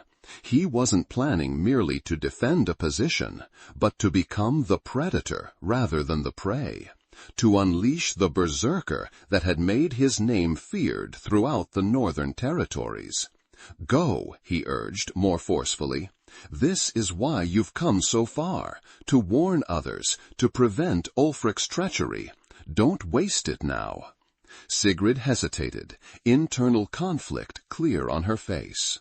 Finally, she reached up and removed the small wooden bear from around her neck, pressing it into his hand. "Return this to me," she said, her voice thick with emotion.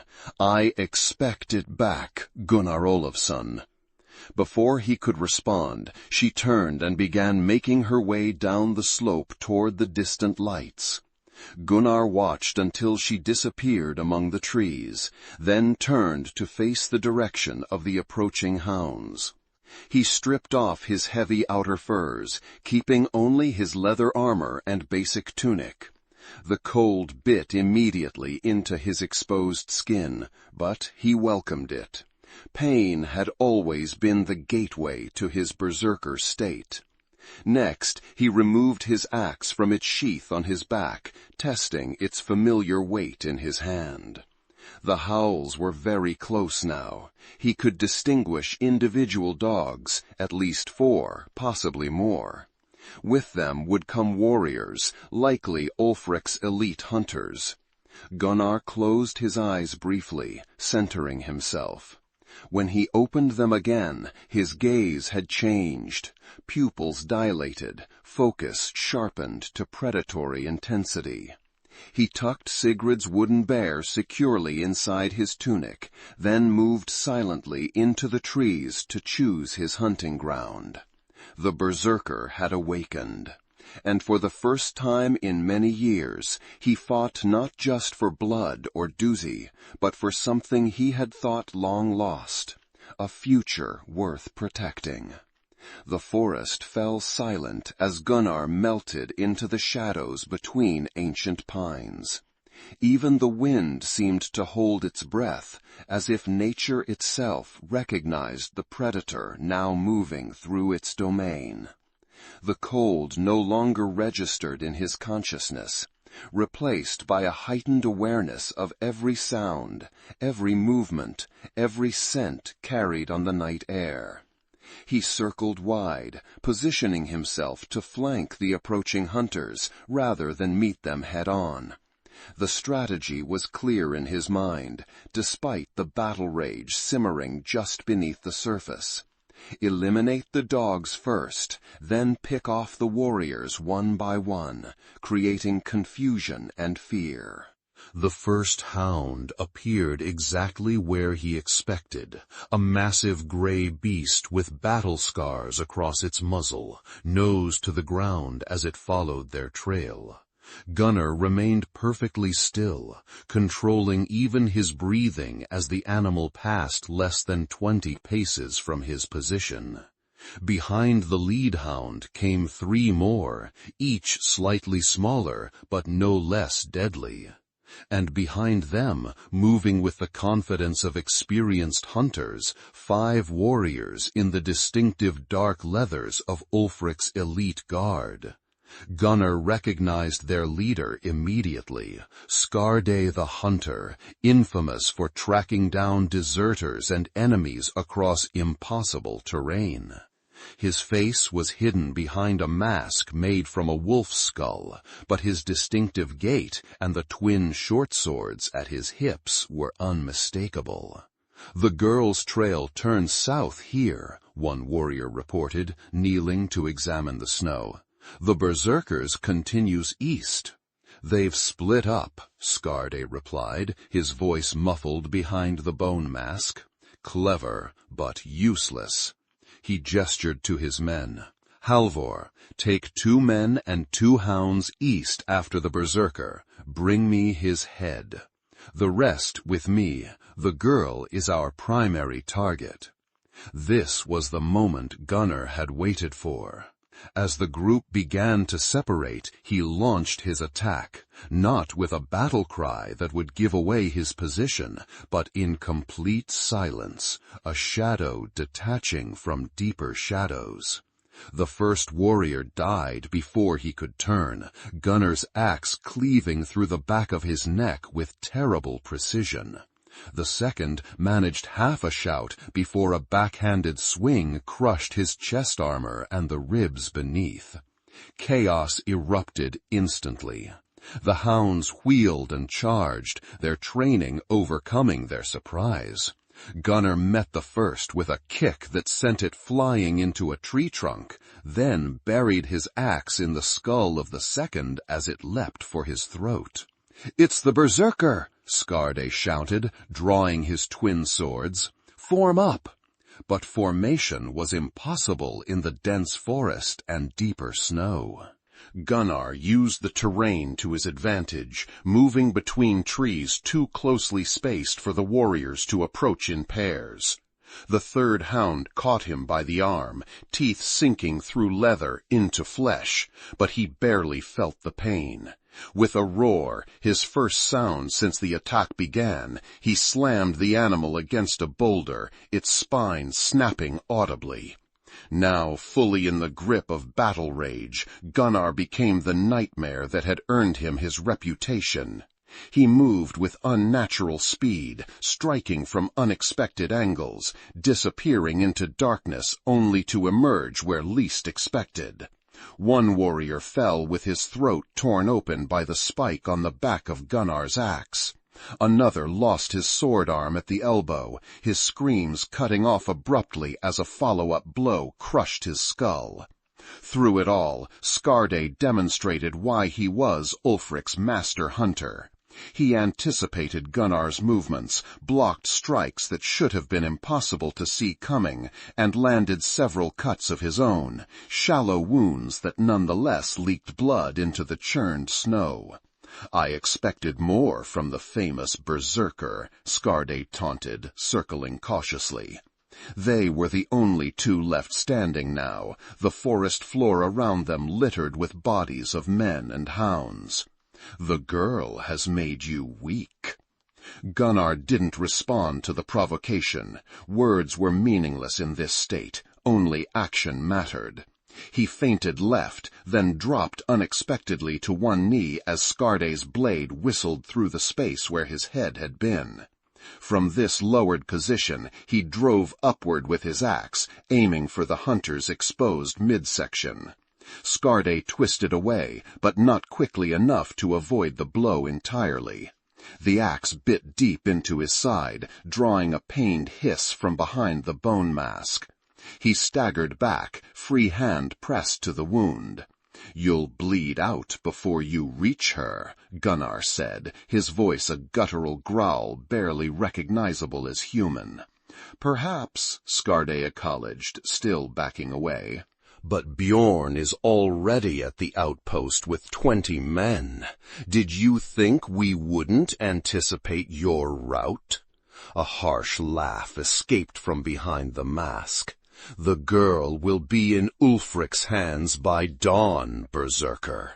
All you've done is die for nothing." With surprising speed for a wounded man, Skarde turned and plunged into the forest, using the momentary shock his words had caused to make his escape. Gunnar stood frozen for a heartbeat as the implications registered through his battle haze. Bjorn at the outpost, 20 warriors, a trap. Sigrid walking directly into it. The Berserker rage, which had begun to ebb with Skarde's retreat, surged back with renewed intensity.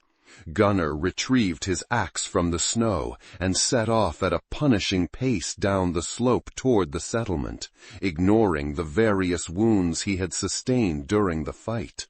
Blood froze on his skin as he ran, the pain distant and irrelevant compared to the driving need to reach Sigrid before Bjorn did. The settlement grew larger as he approached, a collection of sturdy wooden buildings surrounded by a simple palisade wall. No alarm had been raised, no signs of battle visible. Either Bjorn's men hadn't yet arrived, or they were already inside, welcomed as visitors from another clan.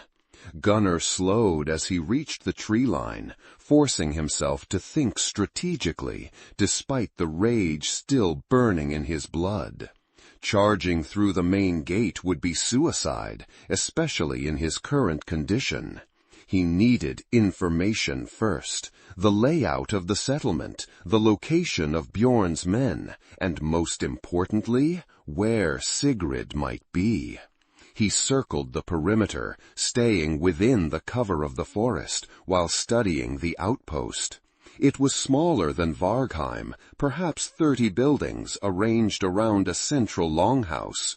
The palisade wall stood about twice the height of a man, with a single main gate and what appeared to be a smaller service entrance on the opposite side.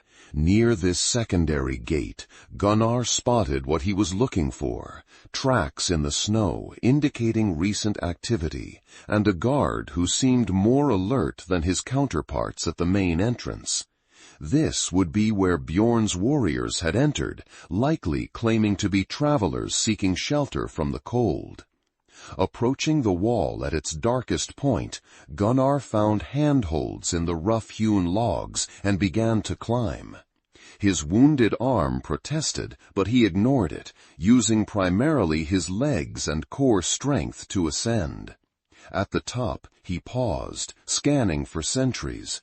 Seeing none nearby, he swung over and dropped silently into the settlement. He moved from shadow to shadow, working his way toward the central longhouse where Halvard would most likely receive important visitors. As he neared, he heard voices from within, raised in what sounded like heated debate. Gunnar crept closer, positioning himself beneath a window covered with oiled hide. Through a small tear in the material, he could see portions of the interior and hear most of the conversation. "Demand you turn her over immediately," came Bjorn's unmistakable voice, arrogant even when attempting diplomacy. "She is a fugitive from my father's justice." "And I say again," replied a deeper voice that must belong to Halvard the Red, "the girl has claimed sanctuary under our laws. She will be heard by the council before any decision is made." She is a liar and a murderess, Bjorn insisted. Whatever tale she has spun is supported by evidence we have gathered ourselves, Halvard interrupted firmly. Our scouts have observed unusual troop movements in your father's territories, preparations inconsistent with normal winter activities. A tense silence followed this revelation. Gunnar shifted position slightly to get a better view through the tear. He could now see Halvard, a massive man with a flame-red beard streaked with gray, seated in the chieftain's high seat. Before him stood Bjorn, flanked by 2 warriors. Of Sigrid there was no sign. "My father prepares for spring raids, nothing more," Bjorn finally said, his tone carefully controlled.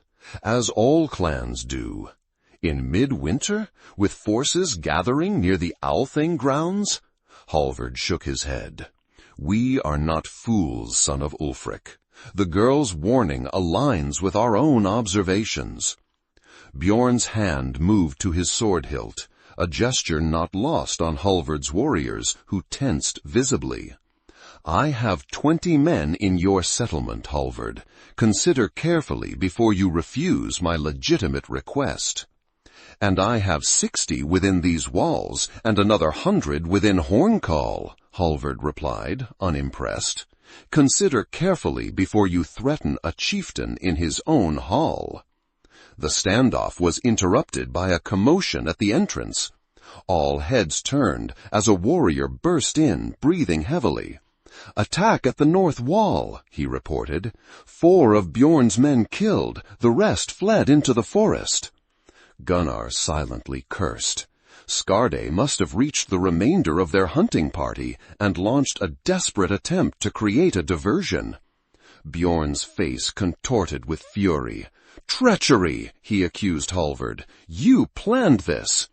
"I planned nothing," Halvard thundered, rising to his feet. "But I will end it." He signaled to his warriors. "Detain them." Chaos erupted inside the longhouse.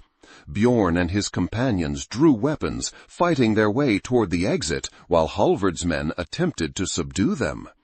Outside, horns sounded the alarm, and warriors ran toward the north wall. In the confusion, Gunnar slipped away from the window, circling the longhouse in search of another entrance. He found a small side door, likely used by servants, and eased it open. Inside was a narrow corridor leading to the main hall, but also to several smaller chambers.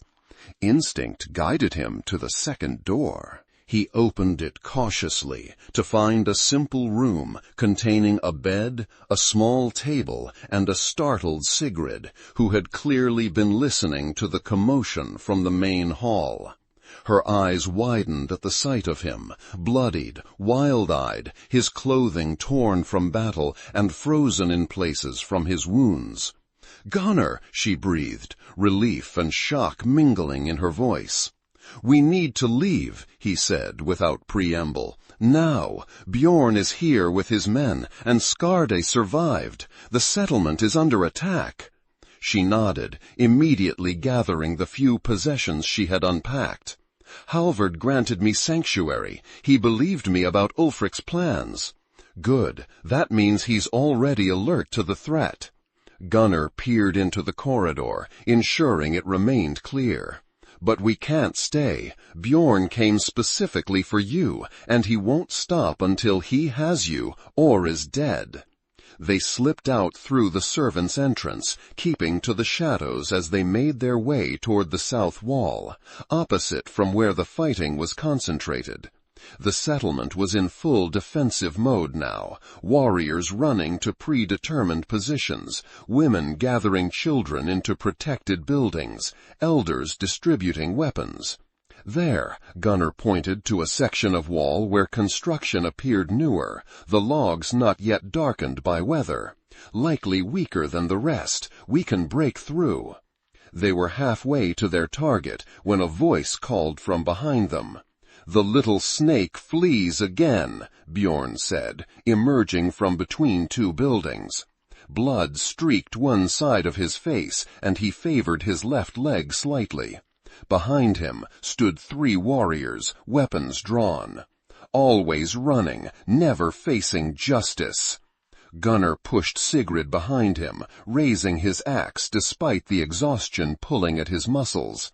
The berserker rage had receded after finding her safe, and without its numbing effect, his wounds throbbed with each heartbeat. "Go," he told her quietly. "Get to the wall. I'll hold them." "No," she refused, drawing the knife he had given her. "Not this time." Bjorn laughed at the sight of them, a wounded berserker and a girl with a knife facing 4 armed warriors. "How touching," he mocked. "The beast protects its pet." "Last warning," Gunnar growled. "Walk away." "I think not." Bjorn gestured to his men. "Take the berserker alive if possible. My father would enjoy making an example of him. The girl is mine." The warriors advanced cautiously, having clearly heard of Gunnar's reputation. They spread out, attempting to flank him while Bjorn remained slightly behind. Gunnar felt the familiar heat building again, but it was different now. Not the mindless battle rage of before, but something more focused, more controlled. He was fighting not for glory or vengeance, but for protection. For Sigrid. For the future her warning might secure, if they survived. The first warrior attacked with a spear thrust aimed at Gunnar's midsection. He parried with the haft of his axe, then stepped inside the man's guard, bringing the weapon's head down on his exposed shoulder. Bones shattered beneath the impact. The second and third attacked simultaneously from opposite sides. Gunnar ducked beneath a sword swing, kicked one attacker back, then rose to meet the other's axe with his own. The weapons locked momentarily, before Gunnar twisted, using leverage to wrench his opponent's axe from his grip. Behind him, he heard Sigrid cry out. Turning, he saw Bjorn had circled during the fighting, and now had her by the hair, his sword at her throat. "Enough," Bjorn commanded. "Drop your weapon, berserker, or watch her bleed." Gunnar froze, axe still raised. The remaining warriors regrouped behind him, blocking escape in that direction. "You'll kill her anyway," he said, mind racing for options. "Eventually," Bjorn agreed with a cruel smile, "but quickly or slowly depends on you." He pressed the blade harder against Sigrid's skin, drawing a thin line of blood. "Choose." Time seemed to slow as Gunnar weighed impossible choices. Surrender meant death for both of them, if not immediately, then after whatever tortures Ulfric devised. Fighting meant Sigrid would die before he could reach her. In that moment of desperate calculation, Sigrid's eyes met his. There was fear there, yes, but also determination. And something else, a silent communication, a plan. Her hand, hidden from Bjorn's view by her body, made a subtle gesture. 3 fingers, then a fist. The old hunting signal used in Vargheim, distraction coming, be ready. Gunnar gave no indication he had understood, keeping his expression grim and defeated. Slowly, he lowered his axe, as if preparing to surrender. "Wise choice," Bjorn said, relaxing his grip on Sigrid slightly. It was all she needed. In one fluid motion, she drove her elbow back into his wounded leg, while simultaneously slashing her hidden knife across the hand holding her hair. Bjorn howled in pain and surprise, his sword wavering for a crucial second. Gunnar was already moving, throwing his axe with deadly accuracy at the warrior to his right while charging the one on his left. The axe buried itself in the first man's chest, while Gunnar's shoulder rammed into the second, driving him back into a wooden post with bone-crushing force. Bjorn recovered quickly, swinging his sword at Sigrid, who barely managed to dive aside. The blade sliced through her cloak, but missed flesh. She scrambled away as Gunnar closed the distance, now weaponless, but driven by desperate purpose. Bjorn turned to meet him, sword ready. "Come then, Berserker," he snarled. "Die like the animal you are." Gunnar said nothing, conserving breath and energy. He circled warily, looking for an opening, while keeping himself between Bjorn and Sigrid. Behind them, shouts indicated the arrival of more warriors. Whether Halvard's men or more of Bjorn's was impossible to tell. Bjorn attacked first, a powerful overhead swing meant to cleave from shoulder to hip. Gunnar sidestepped, allowing the blade to embed itself in the frozen ground. Before Bjorn could wrench it free, Gunnar struck, not with a weapon, but with his bare hands, gripping Bjorn's sword arm and twisting with berserker strength. The crack of breaking bone was audible even over Bjorn's scream. His sword fell from nerveless fingers as his arm bent at an unnatural angle. Gunnar followed with a punch to the throat that silenced the scream and sent Bjorn staggering backward, choking and gasping. "Gunnar!" Sigrid called, having retrieved his axe from the fallen warrior's body. She tossed it to him just as more men rounded the corner of a nearby building. They were Halvard's warriors, led by the chieftain himself. They pulled up short at the scene before them. 3 of Bjorn's men dead or dying, Bjorn himself on his knees clutching a broken arm, and Gunnar standing over him with axe raised for a killing blow. "Hold!" Halvard commanded.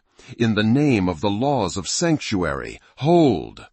Gunnar hesitated, axe still poised. Every instinct screamed for him to finish Bjorn, to eliminate the threat permanently. One blow would ensure Sigrid's safety, would prevent Bjorn from ever hunting them again. But it would also violate the sacred laws of sanctuary that protected them both. To kill within a chieftain's settlement without his sanction was to forfeit all protection. "He tried to take the girl," Gunnar explained, not lowering his axe. "His men attacked first." Halvard approached cautiously, signaling his warriors to surround them but not interfere. "I believe you," he said. "Bjorn's treachery is evident, but he is now disarmed and defeated. His fate is mine to decide, as law dictates."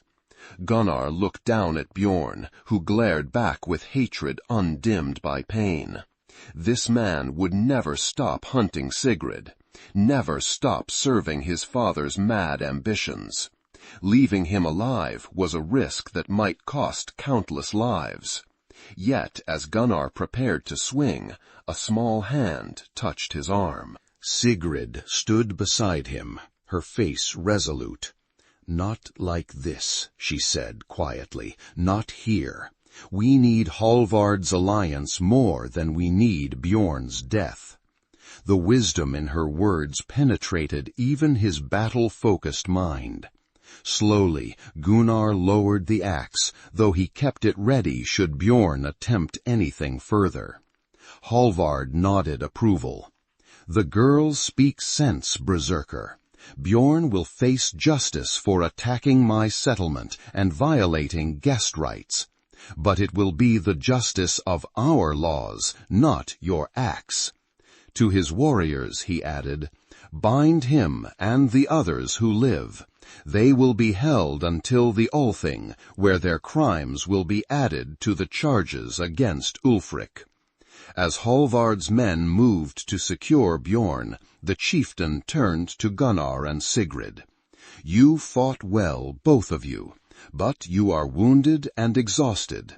Come, return to the hall. You have earned rest and healing." Gunnar glanced at Sigrid, who nodded wearily. The adrenaline of battle was fading, leaving them both trembling with exhaustion. "Your men," Gunnar remembered suddenly. "Thorstein and Erik. They were traveling east while we diverted south. They may still be in danger." "I've already sent scouts to search for them," Hallvard assured him. "If they live, we will find them." As they walked back toward the longhouse, Sigrid moved closer to Gunnar, her shoulder occasionally brushing his arm, a silent acknowledgment of what they had survived together. He found himself walking more slowly than necessary, extending this moment of quiet connection before they would again be surrounded by others. "You came back," she said softly, so only he could hear, "even after escaping the hunters." "I made a promise," he replied simply, reaching into his tunic to retrieve the wooden bear she had given him. She accepted it with a small smile that transformed her tired face. "You kept it safe." "As I promised." Something shifted between them in that exchange, a recognition that went beyond protector and protected, beyond the circumstantial alliance that had brought them together. What it might become, neither could say. But for now, it was enough that they had survived to discover the possibility. Behind them, Bjorn was being led away, his venomous gaze fixed on their backs. His voice, though weakened by pain, carried clearly in the cold air. "This isn't finished," he called. "My father will come for both of you, and when he does, not even Hallvard's walls will save you." Gunnar didn't turn, didn't acknowledge the threat, but his hand moved unconsciously to rest on Sigrid's shoulder, a silent promise that whatever came next, she would not face it alone. The days that followed brought both healing and preparation. Hallvard settlement, originally an outpost for hunting and trade, transformed into a war camp, as messengers were dispatched to allied clans and defenses were strengthened. The warning Sigrid had brought, combined with Bjorn's brazen attack, convinced even the most skeptical that Ulfric's threat was real and imminent. Gunnar's wounds, treated by Hallvard's healers with herbs and poultices, began to mend. The deeper cuts were stitched closed, the bruises faded from angry purple to yellowish green. His body, hardened by years of warfare and survival, recovered with remarkable speed. On the third day, scouts returned with welcome news. Thorstein and Erik had been found alive, though Erik's injured leg had worsened considerably during their journey. They had taken shelter in a cave after encountering another of Ulfric's patrols, and might have perished from cold and hunger if not for Hallvard's search parties. Their reunion was subdued but heartfelt, warriors who had faced death together, sharing the simple joy of survival. Thorstein embraced Gunnar with bone-crushing strength, then stepped back to examine him critically. "You look terrible," the blacksmith observed with a hint of his old humor. "You should see the other men," Gunnar replied dryly. Erik, confined to a bed while healers treated his leg, clasped Gunnar's arm weakly. "The girl?" he asked, concern evident. "Safe," Gunnar assured him. "Hallvard granted her sanctuary, and more, he believes her warning about the Althing." Relief washed over the injured warrior's face. "Then it wasn't for nothing. The journey, the cold, it meant something." "It meant everything," Gunnar corrected quietly. "You helped save not just one life, but potentially hundreds." As the days passed, Gunnar found himself drawn increasingly into Hallvard's war council. The chieftain valued his tactical knowledge and first-hand experience fighting Ulfric's forces. Together, they developed strategies for warning the other clans while preparing for possible attacks before the Althing. Sigrid, too, proved invaluable. Her months in Ulfric's household had given her detailed knowledge of his forces, territories, and, most importantly, the personalities and weaknesses of his inner circle. She drew maps from memory, identified key warriors by name and fighting style, and revealed the hidden paths Ulfric's scouts used to move undetected through rival territories. In the evenings, when councils ended and the settlement quieted, Gunnar and Sigrid would often sit together near the hearth in the small room Hallvard had assigned them. Sometimes they spoke of plans and strategies. Other times they shared fragments of their pasts, small, carefully selected memories that gradually built a bridge between their separate experiences. "My mother taught me healing," Sigrid revealed one night as she changed the dressing on Gunnar's arm. "Before Ulfric's raid, she was known throughout our region. People would travel for days to seek her remedies." "She taught you well," Gunnar observed, watching her skilled hands work. "Not well enough," Sigrid replied, a shadow crossing her face. "I couldn't save her when it mattered most." Gunnar understood that particular guilt all too well. "Some wounds can't be healed," he said quietly, "no matter the skill or determination." She nodded, accepting this hard truth without resentment. "What did your wife teach you?" she asked, surprising him with the personal question. Gunnar was silent for so long that Sigrid thought he wouldn't answer. Finally, he said, "Patience. Before her, I was all rage and reaction. She showed me there was another way to be." "And after she died, you returned to the old way?" "It was easier," he admitted. "Rage doesn't leave room for grief." Sigrid finished tying the bandage, her touch lingering slightly longer than necessary. "And now?" The question hung between them, weighted with implications neither was ready to fully examine. "Now," Gunnar said carefully, "I remember there are things worth protecting beyond my own survival." It was as close as he could come to expressing the change she had catalyzed within him, the slow reawakening of emotions he had thought long dead, buried with his family. Sigrid seemed to understand what remained unsaid. She nodded slightly, then changed the subject to safer territory. Plans for the coming days, messages received from allied clans, the progress of Eric's recovery. But something had shifted between them, a deepening of the connection that had begun in a snowy forest with shared bread, and continued through danger and battle. Neither spoke of it directly, both aware of the precarious future that awaited them, yet both drawing strength from this unexpected alliance. 2 weeks after their arrival at Hallvard's settlement, a scout returned with grave news. Ulfric had marshaled his forces earlier than expected. 3 villages allied with Hallvard had been attacked and destroyed. Survivors reported the Smartilfar were moving eastward in force, directly toward the settlement. Hallvard called an emergency council, gathering his warriors and honored guests in the Longhouse's main hall. Tension filled the air as he relayed the scout's report. "Ulfric comes with 200 warriors," the red-bearded chieftain announced grimly. "They will reach our walls within 3 days." Murmurs of concern spread through the gathered men and women.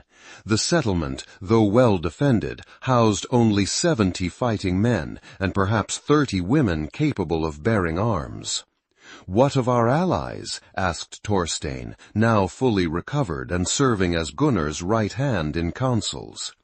"Ravens have been sent," Hallvard replied, "but winter makes travel slow. Help may not arrive in time."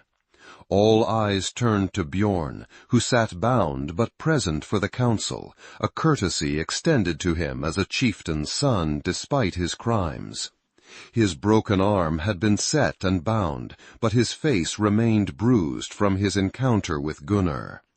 Your father seems eager to recover you, Halvard observed coldly. Bjorn's laugh held no humor. My father doesn't come for me, old man. He comes for her. He nodded toward Sigrid, who sat beside Gunnar, and for the Berserker who defied him.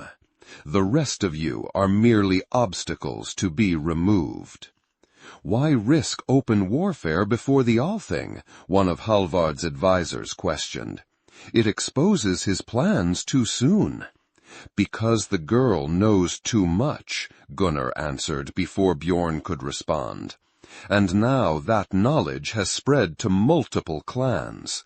Ulfric can no longer rely on surprise at the Althing. He must silence the warning and those who might spread it further.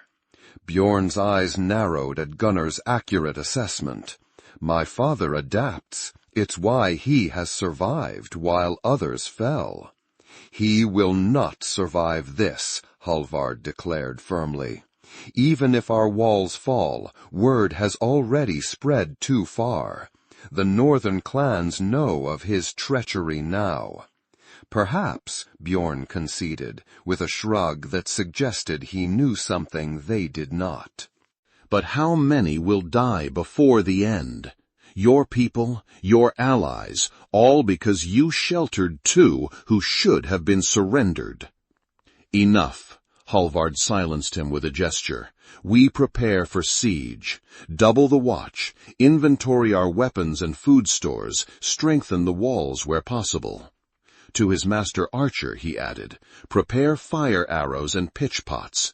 If they breach the outer palisade, we burn the ground between the walls. As the council dispersed to carry out orders, Gunnar remained seated, his mind working through strategies and contingencies. Sigrid stayed beside him, her face paler than usual but composed. He's right, she said quietly when only Gunnar could hear. Many will die because of me.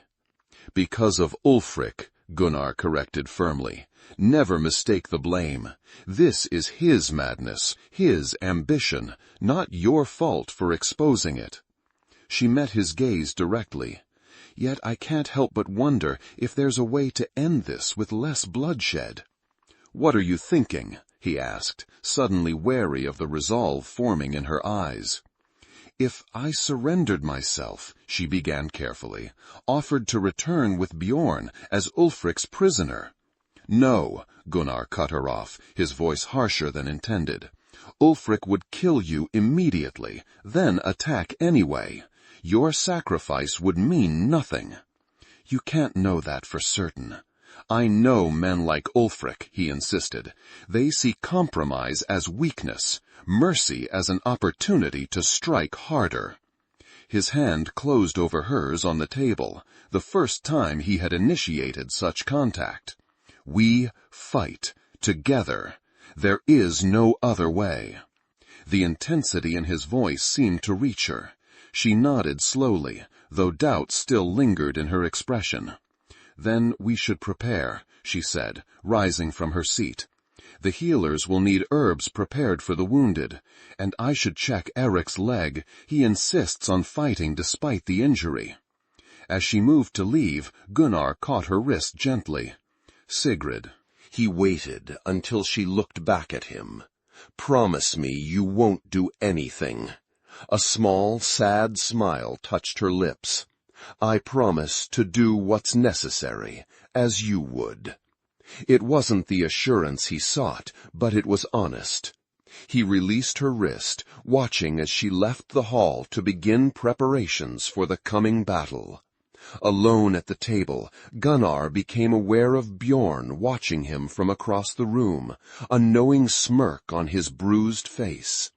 The mighty Berserker, Bjorn observed mockingly, tamed by a thrall girl. Gunnar ignored the taunt, rising to join Halvard's warriors in their preparations. But Bjorn's words followed him, not because of the mockery, but because they contained a fragment of truth he was only beginning to acknowledge himself. Something had changed within him. The rage that had defined his existence for years now shared space with other emotions, concern, protectiveness, and something deeper he wasn't yet ready to name. Whether this change made him stronger or more vulnerable remained to be seen. As he stepped into the cold morning air, Gunnar looked toward the western horizon where Ulfric's forces would soon appear. 3 days. 3 days to prepare for a battle that would determine not just his fate or Sigrid's, but potentially the future of all the northern clans. His hand moved unconsciously to his chest, where Sigrid's wooden bear now hung from a leather cord around his neck, a talisman not of war, but of the promise of something beyond it.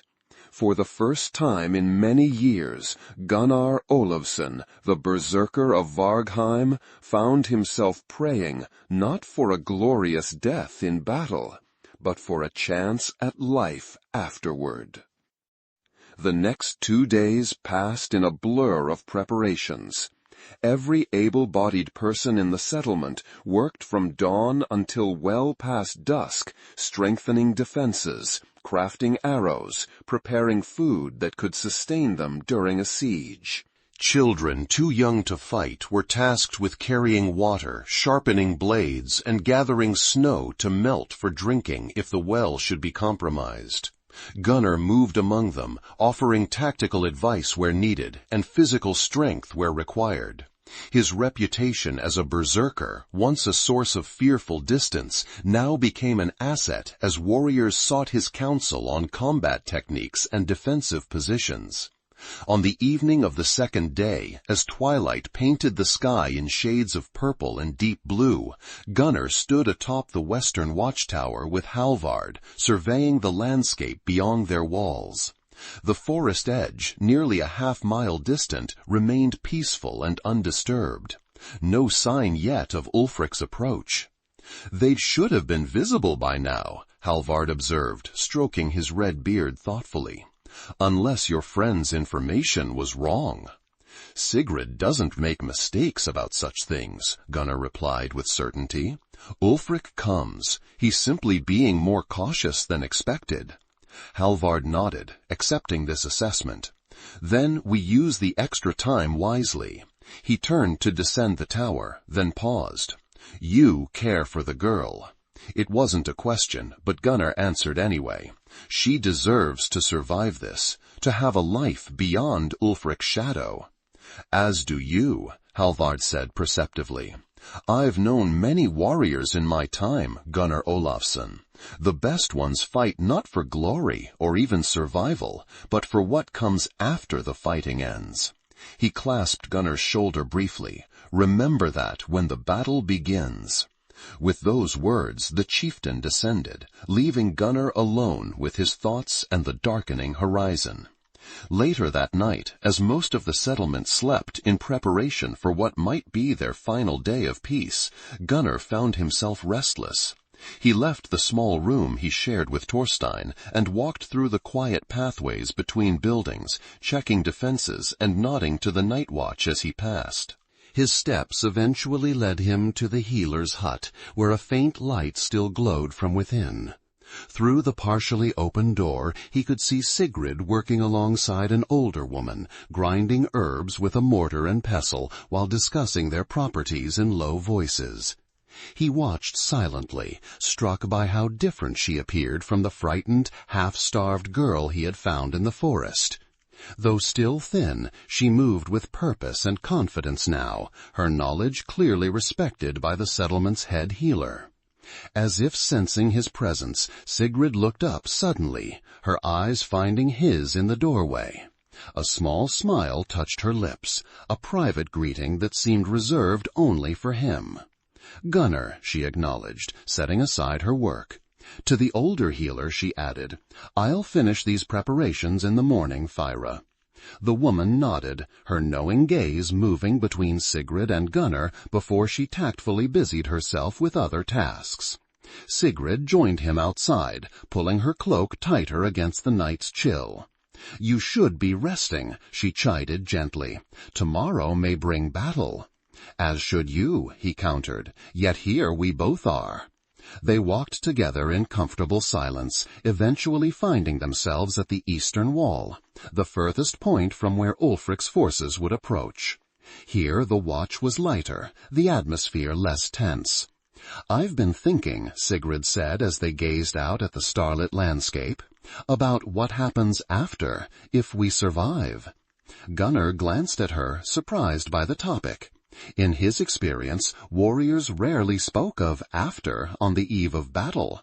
It invited ill fortune, or so the superstition went. "What have you thought?" he asked, curious despite himself. "That I don't want to be simply a messenger of warning anymore, or a healer's assistant anymore, or a chieftain's ward." She turned to face him fully. "I want to build something, a life that's mine, not defined by Ulfric or what he did to my family." The determination in her voice stirred something within Gunnar. Admiration, certainly, but also a longing he had thought long buried. "Where would you build this life?" he asked, his voice rougher than intended. Sigrid hesitated, then answered with careful honesty. "I don't know yet. Somewhere I can be useful. Somewhere She searched for the right word. Needed.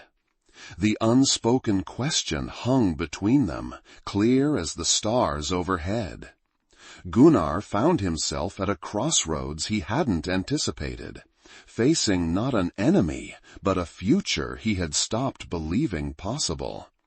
Before he could respond, the warning horn sounded from the western tower, 3 long blasts that cut through the night's stillness. Instantly, the settlement erupted into activity. Warriors emerged from buildings, already reaching for weapons. Women hurried children to designated shelters. The watch doubled on all walls. "They're here," Gunnar said unnecessarily, already turning toward the sound. "Earlier than expected." Sigrid's hand caught his arm. "Gunnar," she said urgently, "whatever happens tomorrow—" He covered her hand with his own. "We'll finish this conversation," he promised. "After." A ghost of a smile touched her lips. "After," she agreed. They parted then, each moving to their assigned positions. Gunnar to join Halvard's war council, Sigrid to the healer's hut, where wounded would soon be brought. At the western wall, Halvard stood with his captains, peering into the darkness beyond. Thorstein and Eric, the latter leaning on a staff but insistent on fighting, had already joined them. "What do we face?" Gunnar asked as he reached them. Halvard gestured toward the forest edge, where torchlight now flickered between the trees. "They approach openly, no attempt at stealth." "How many?" "Hard to tell in this light," Thorstein answered. "But the torches stretch wide, at least the 200 the scout reported, possibly more." Eric spat over the wall. "Ulfric wants us to see his strength. To fear before the first arrow flies." "Then he doesn't know the North as well as he thinks," Halvard declared grimly. "Fear is for those with something to lose. We fight for our very future. There is no room for fear in such a battle." As dawn broke on the horizon, Ulfric's army emerged fully from the forest, a dark mass of warriors advancing across the open ground toward the settlement. At their head rode a figure Gunnar recognized instantly, even at this distance. Ulfric Gudmundsson himself, mounted on a massive black horse, his distinctive armor gleaming dully in the early light. Beside him rode Skarde the hunter, his wolf-skull mask now repaired, and a dozen elite warriors bearing the black wolf banner of the Svartulfar clan. The army halted just beyond arrow range, forming a semicircle around the western approach to the settlement. After a moment of imposing silence, Ulfric rode forward alone, stopping midway between his forces and the wall. "Halvard the Red!" he called, his voice carrying clearly in the still morning air. "I would speak with you before blood is shed." Halvard exchanged glances with his advisers, then nodded. "Prepare the gate. I will hear him, though I doubt words will prevent what comes." "It's a trap," Gunnar warned. "He means to take you hostage or kill you outright." "Perhaps," Halvard acknowledged, "but I am still a chieftain, and certain protocols must be observed, even in war." He turned to his warriors. "If I fall, you follow Gunnar's counsel. He knows Ulfric's methods better than any." Before Gunnar could protest further, Halvard descended from the wall and walked through the small gate that had been opened for him. Alone and unarmed, save for a short sword at his belt, a symbolic weapon rather than a practical one, he approached Ulfric with the dignity befitting his station. From the wall, Gunnar watched the exchange intently, hand resting on his axe. Beside him, archers nocked arrows, ready to loose a volley should Ulfric make any threatening move toward their chieftain. The two leaders spoke for several minutes, their words inaudible to those watching. Ulfric's gestures became increasingly animated, while Halvard remained stoic and unmoved. Finally, the red-bearded chieftain turned and walked back toward the settlement, his pace unhurried despite the vulnerability of his position. Once safely inside the walls, Halvard rejoined his captains, his expression grim but resolved. "Ulfric offers terms," he reported. "He will spare the settlement and all within it if we surrender 3 to his justice: his son Bjorn, the girl Sigrid, and," he looked directly at Gunnar, "you, Berserker." "And you refused," Gunnar stated rather than asked. "I did." Halvard's voice hardened. "No chieftain worthy of the name trades the lives of those under his protection, no matter the threat." "He'll attack within the hour," Gunnar predicted. "Full force against the western wall. It's his way, direct and overwhelming." Halvard nodded in agreement. "Then we are ready. Our ancestors watch us this day. Let us give them reason to pound their shields in approval." As the council dispersed to their battle positions, Gunnar sought out Sigrid one last time. He found her in the healer's hut, already preparing bandages and medicines for the wounded who would soon fill the space. "Ulfric is here," he told her without preamble. "He demanded your surrender, along with Bjorn and myself." She paled slightly, but continued her work. "And Halvard refused." "He did." Gunnar stepped closer, lowering his voice so only she could hear. "If the worst happens, if the walls are breached and defeat seems certain, there is a tunnel beneath the storage hut at the eastern edge. It leads beyond the palisade. Halvard showed it to me yesterday as a last resort." "You want me to flee while others fight," she surmised, a hint of accusation in her tone. "I want you to survive," he corrected firmly. "Your warning has already saved countless lives by alerting the clans to Ulfric's treachery. But if you fall into his hands now—" He didn't need to finish the thought. They both knew the fate that awaited her if captured. Sigrid set down the bandages she had been folding and faced him directly. "I won't leave unless you come with me," she stated, her voice leaving no room for argument. "I didn't survive Ulfric's household, escape through winter forests, and endure all that followed, only to abandon those She hesitated, then continued with quiet intensity. "Those I care for."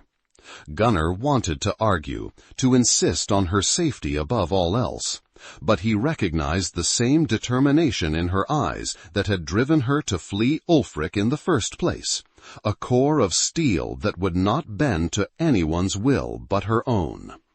"Together, then," he conceded, "if it comes to that."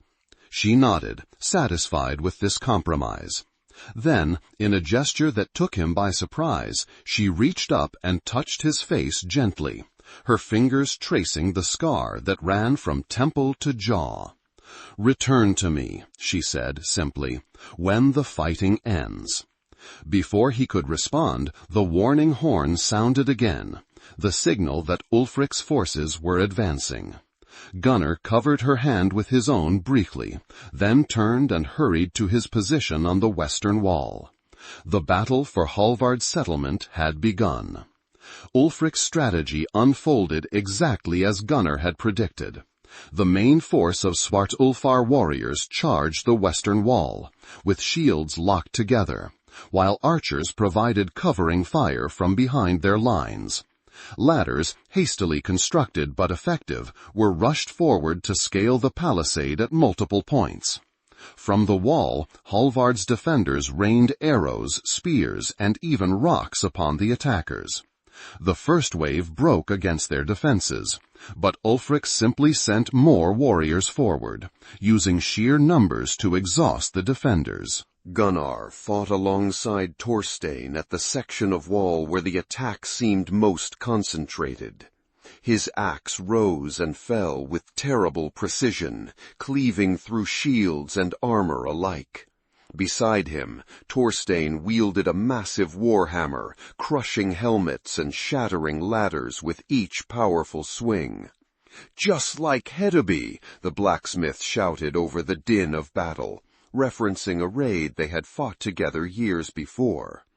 "Except there, we were the attackers," Gunnar reminded him, kicking a ladder away from the wall and sending 3 Svartulfar warriors plummeting to the ground below.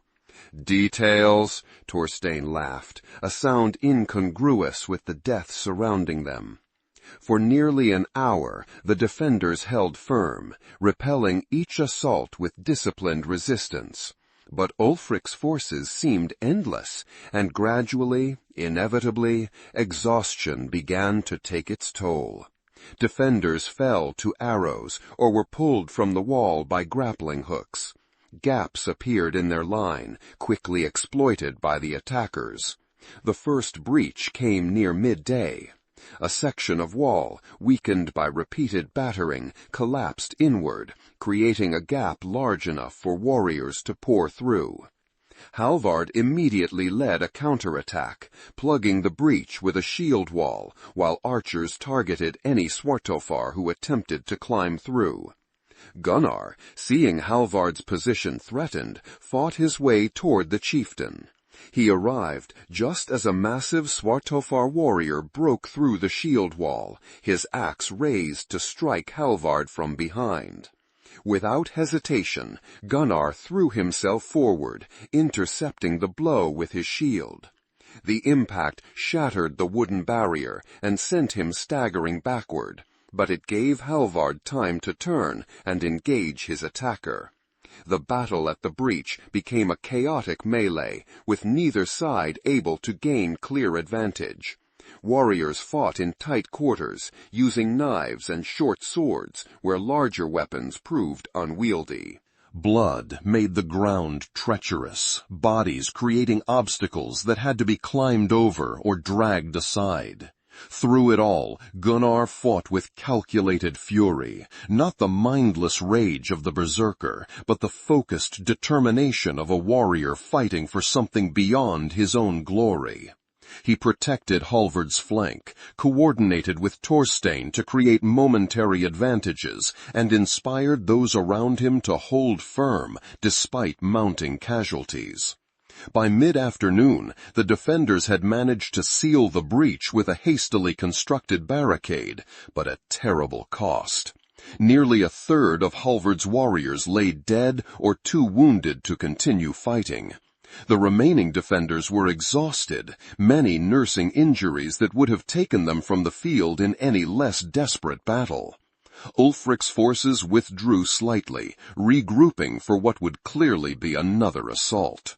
The brief respite allowed the defenders to tend their wounded and reinforce vulnerable sections of the wall. Gunnar, bleeding from a dozen minor wounds and one deeper gash across his ribs, found Hallvard conferring with his remaining captains near the longhouse. "We've lost too many," one captain was saying as Gunnar approached. "When they attack again, we won't hold." "We must hold," Hallvard insisted, though fatigue lined his face. "Help will come." "Not soon enough," Gunnar interjected, joining their circle. "Ulfric will attack again before dusk. He knows our weaknesses now." Hallvard didn't waste time on false optimism. "What do you suggest, Berserker?" "A sortie," Gunnar proposed. "A small force to target Ulfric himself. Cut off the head, and the body falters." The captains exchanged skeptical glances. "Suicide," one muttered. "Perhaps," Gunnar acknowledged, "but it gives us a chance. Ulfric doesn't expect us to attack. He believes we're trapped and weakening." Hallvard considered the plan, his tactical mind weighing risks against the increasingly slim chance of victory. Who would lead this sortie? You? Yes, with Thorstein and any others willing to risk it. "I'll go," came Eirik's voice from behind them. He approached, limping heavily but with determination etched on his face. "My leg slows me on the wall, but I can still swing an axe." 3 men against Ulfric's elite guard? A captain scoffed. "It truly is suicide." "Not 3, Hallvard decided suddenly. 10. My best warriors, led by Gunnar. A focused strike while the main force continues to defend the walls." He turned to his captains. "Prepare the eastern postern gate. When Ulfric commits to his next assault on the western wall, the sortie will circle through the forest and strike his command position from behind." The plan set in motion, Gunnar sought out Thorstein to explain their role. The blacksmith listened without interruption, then nodded grimly. "Always thought I'd die in my forge, not on some battlefield," he mused. "But if my death buys life for others, so be it." "We're not dead yet," Gunnar reminded him. Thorstein grinned suddenly, his teeth startlingly white against his blood and dirt-streaked face. "No, we're not. And neither is Ulfric, though we aim to change that before sunset." As they gathered weapons and what little armor remained intact, Gunnar felt a presence behind him. Turning, he found Sigrid standing there, her healer's apron stained with the blood of those she had tended throughout the day. "You're going after Ulfric?" she said. Not a question. "Yes." She stepped closer, lowering her voice. "His personal guard includes 6 berserkers, fed mushrooms and roots to enhance their rage. They feel no pain, stop for no wound less than mortal." Gunnar raised an eyebrow. "You know this how?" "I prepared the mixtures," she admitted. "As a thrall in his household, I worked with his shamans. I know what makes his elite warriors fight beyond normal limits." From her pocket, she withdrew a small leather pouch. "And I know their weaknesses." "What is this?" he asked, accepting the pouch. "Powder made from deathcap and sleeping nettle. If you can get it into their faces, eyes, nose, mouth, it will disrupt the battle trance, make them vulnerable." Gunnar studied her face, recognizing the conflict there. She had prepared medicines to heal all day, and now offered poison to kill. "This knowledge has a price for you," he observed quietly. "A price I pay willingly," she replied with equal quiet, "for those I care about." The moment between them deepened, a current of unspoken emotion passing between them. Finally, Gunnar secured the pouch carefully at his belt. "Thank you," he said simply. She nodded, then surprised him by reaching up to touch the wooden bear that still hung around his neck. "This protected my father until his last day," she said. "May it serve you better." With that, she turned and returned to the healer's hut, where more wounded awaited her care. Gunnar watched her go, a new resolve hardening within him. This battle had begun as a defense of honor and duty, but had transformed into something far more personal, a fight for a future he had only recently allowed himself to imagine. The sortie assembled at the eastern gate as the sun began its descent toward the horizon. 10 warriors, the best remaining from Hallvard's forces, armed with their finest weapons and stripped of all unnecessary weight. Their faces were grim but determined, each man aware of the slim chances but committed to the attempt. Hallvard himself came to see them off, clasping each warrior's arm in turn. When he reached Gunnar, he held the grip longer. "If any man can reach Ulfric, it is you, Berserker," he said. "But remember, the victory that matters most is not the one that ends a life, but the one that preserves it." Gunnar understood his meaning. This was not about glorious death in battle, but about creating a chance for others to live. He nodded once, accepting both the mission and the philosophy behind it. As they prepared to depart, a commotion at the western wall signaled the beginning of Ulfric's second assault. Horns blared, warriors shouted battle cries, and the dull thud of battering rams against wood echoed across the settlement. "Now," Gunnar ordered, and the small postern gate swung open. One by one, the sortie slipped out, immediately taking cover in the trees that grew close to the eastern wall. They moved silently, circling wide around the settlement to approach Ulfric's position from the least expected direction. The forest provided good cover, though progress was slow due to the need for stealth. Gunnar led them on a winding path that utilized natural features to mask their movement: depressions in the ground, dense thickets, fallen logs.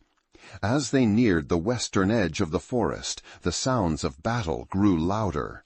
Through gaps in the trees, they could see Ulfric's main force engaged in a massive assault on the settlement walls. Ladders, more numerous than before, leaned against the palisade, while warriors swarmed upward. At 3 points, battering rams pounded rhythmically, the coordinated impacts gradually splintering the wooden barriers. But it was the scene directly before them that captured their attention.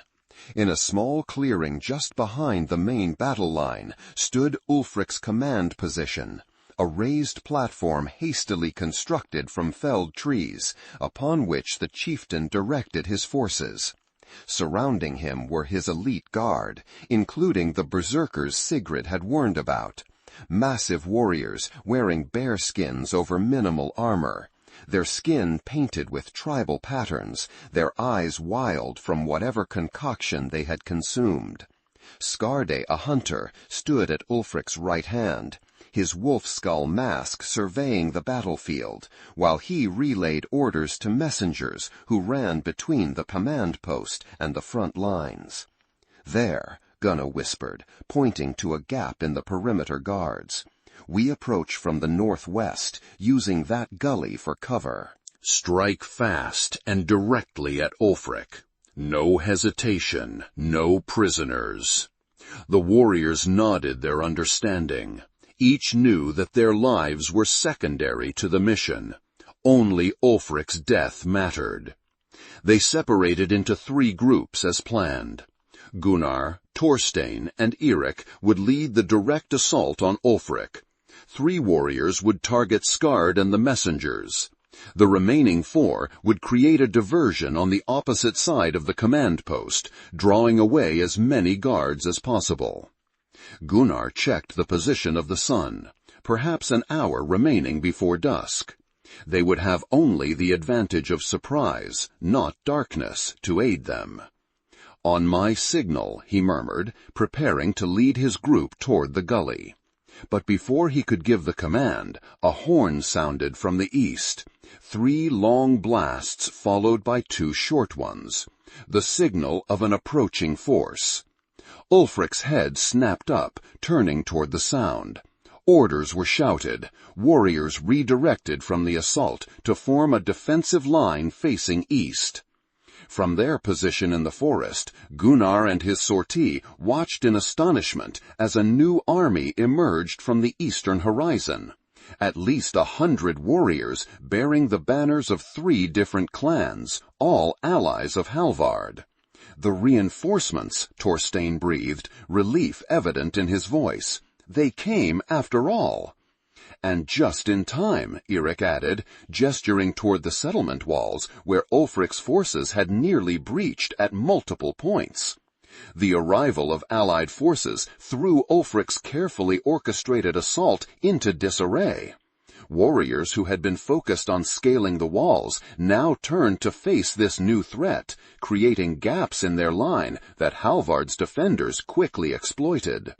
From the settlement, a cheer went up as they realized help had arrived. This changes our approach, Gunnar decided quickly. The diversion happens naturally now. We strike directly at Ulfric while his attention is divided. Without waiting for acknowledgement, he began moving toward the command post, using the confusion of the moment as additional cover. Thorstein and Eirik followed close behind, while the rest of the sortie adjusted their positions according to the new plan. Ulfric's command post had erupted into frantic activity. Messengers ran in all directions, carrying orders to redirect forces. Skarde pointed repeatedly toward the approaching allies, clearly arguing for a strategic withdrawal. But Ulfric himself seemed enraged rather than concerned, shouting commands that sent his berserkers toward the eastern flank to counter the new threat. It was the moment Gunnar had hoped for. The elite guard dispersing, Ulfric's attention fixed elsewhere. He signaled to his companions, then burst from cover, crossing the open ground toward the command platform with astonishing speed. The first guard died before he could raise an alarm, Gunnar's axe opening his throat in a single fluid motion. The second managed to shout a warning before Thorstein's hammer caved in his chest. By then, the element of surprise was lost, but they had closed more than half the distance to Ulfric. Skarde was the first to react, leaping from the platform with both short swords drawn. He landed directly in Gunnar's path, the wolf skull mask giving him an otherworldly appearance. "The Berserker returns to die," he hissed through the mask's mouth hole. Gunnar didn't waste breath on replies. He attacked immediately, his axe meeting Skarde's crossed swords with enough force to drive the hunter backward. Behind him, Thorstein engaged 2 guards who had rushed to intercept them, while Eirik, despite his injured leg, managed to reach the base of the platform.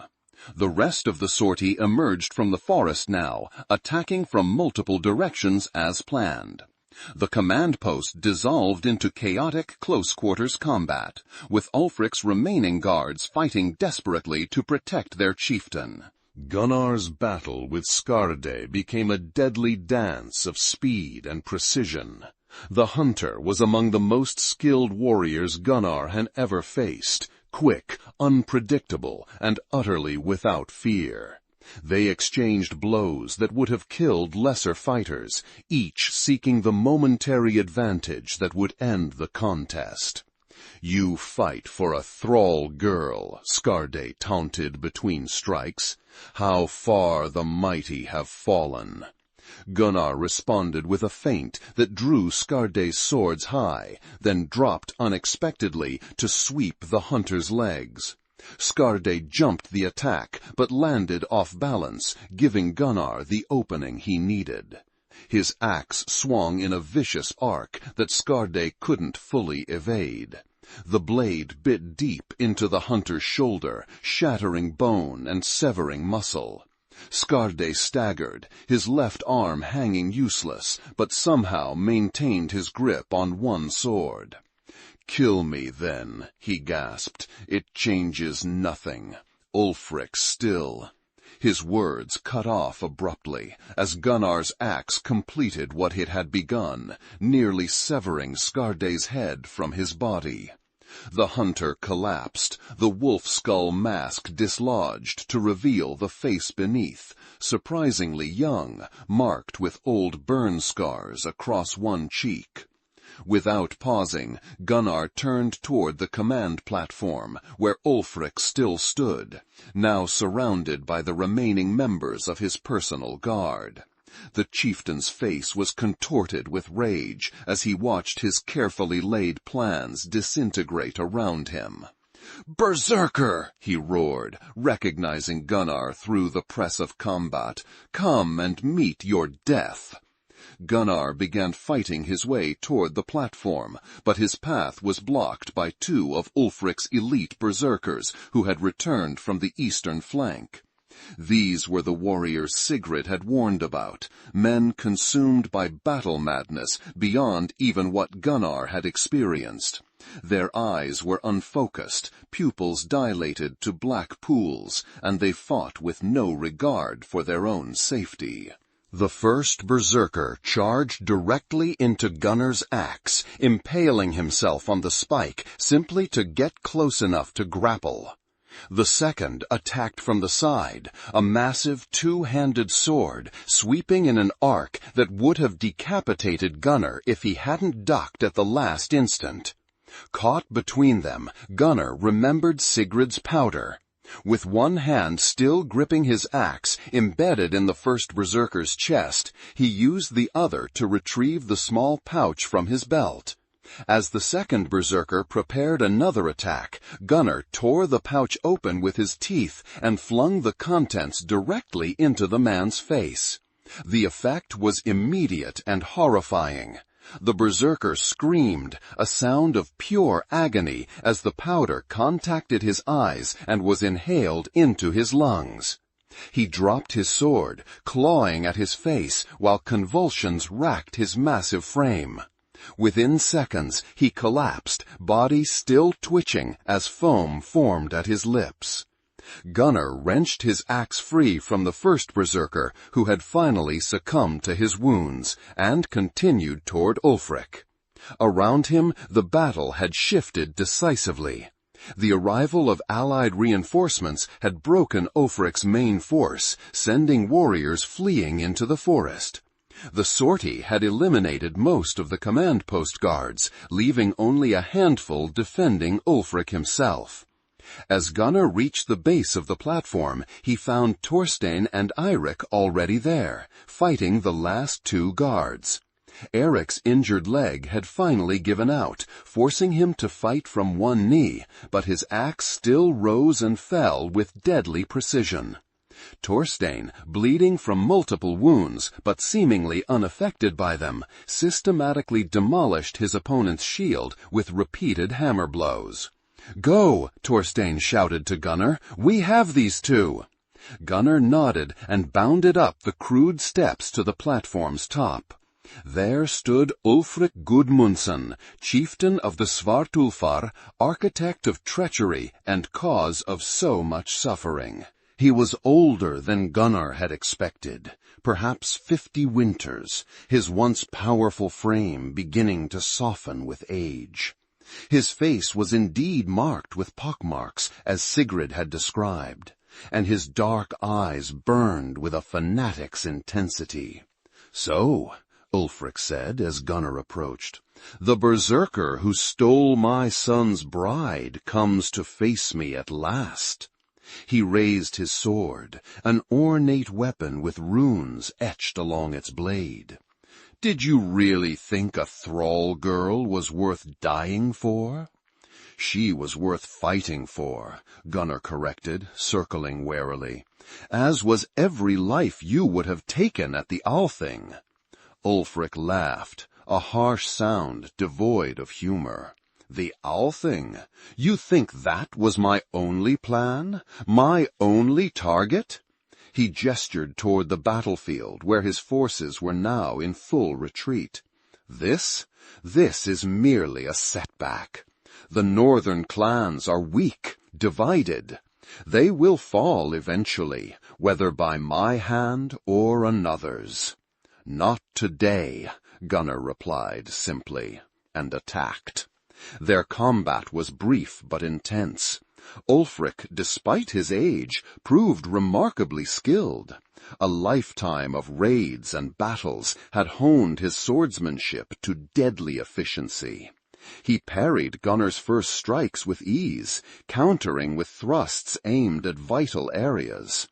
But Gunnar had not come so far, survived so much, to fail now. He fought with a clarity of purpose that transcended even his berserker training. Each movement precise, each attack building on the last, gradually forcing Ulfric to give ground. The chieftain's confidence began to waver as he recognized the inevitable outcome. "The girl has bewitched you," he snarled, blocking another attack, but stumbling slightly. "Made you weak." "No," Gunnar countered, pressing his advantage. "She reminded me what strength truly is." With a final decisive combination, a feint to the left followed by a powerful overhead strike, Gunnar broke through Ulfric's guard.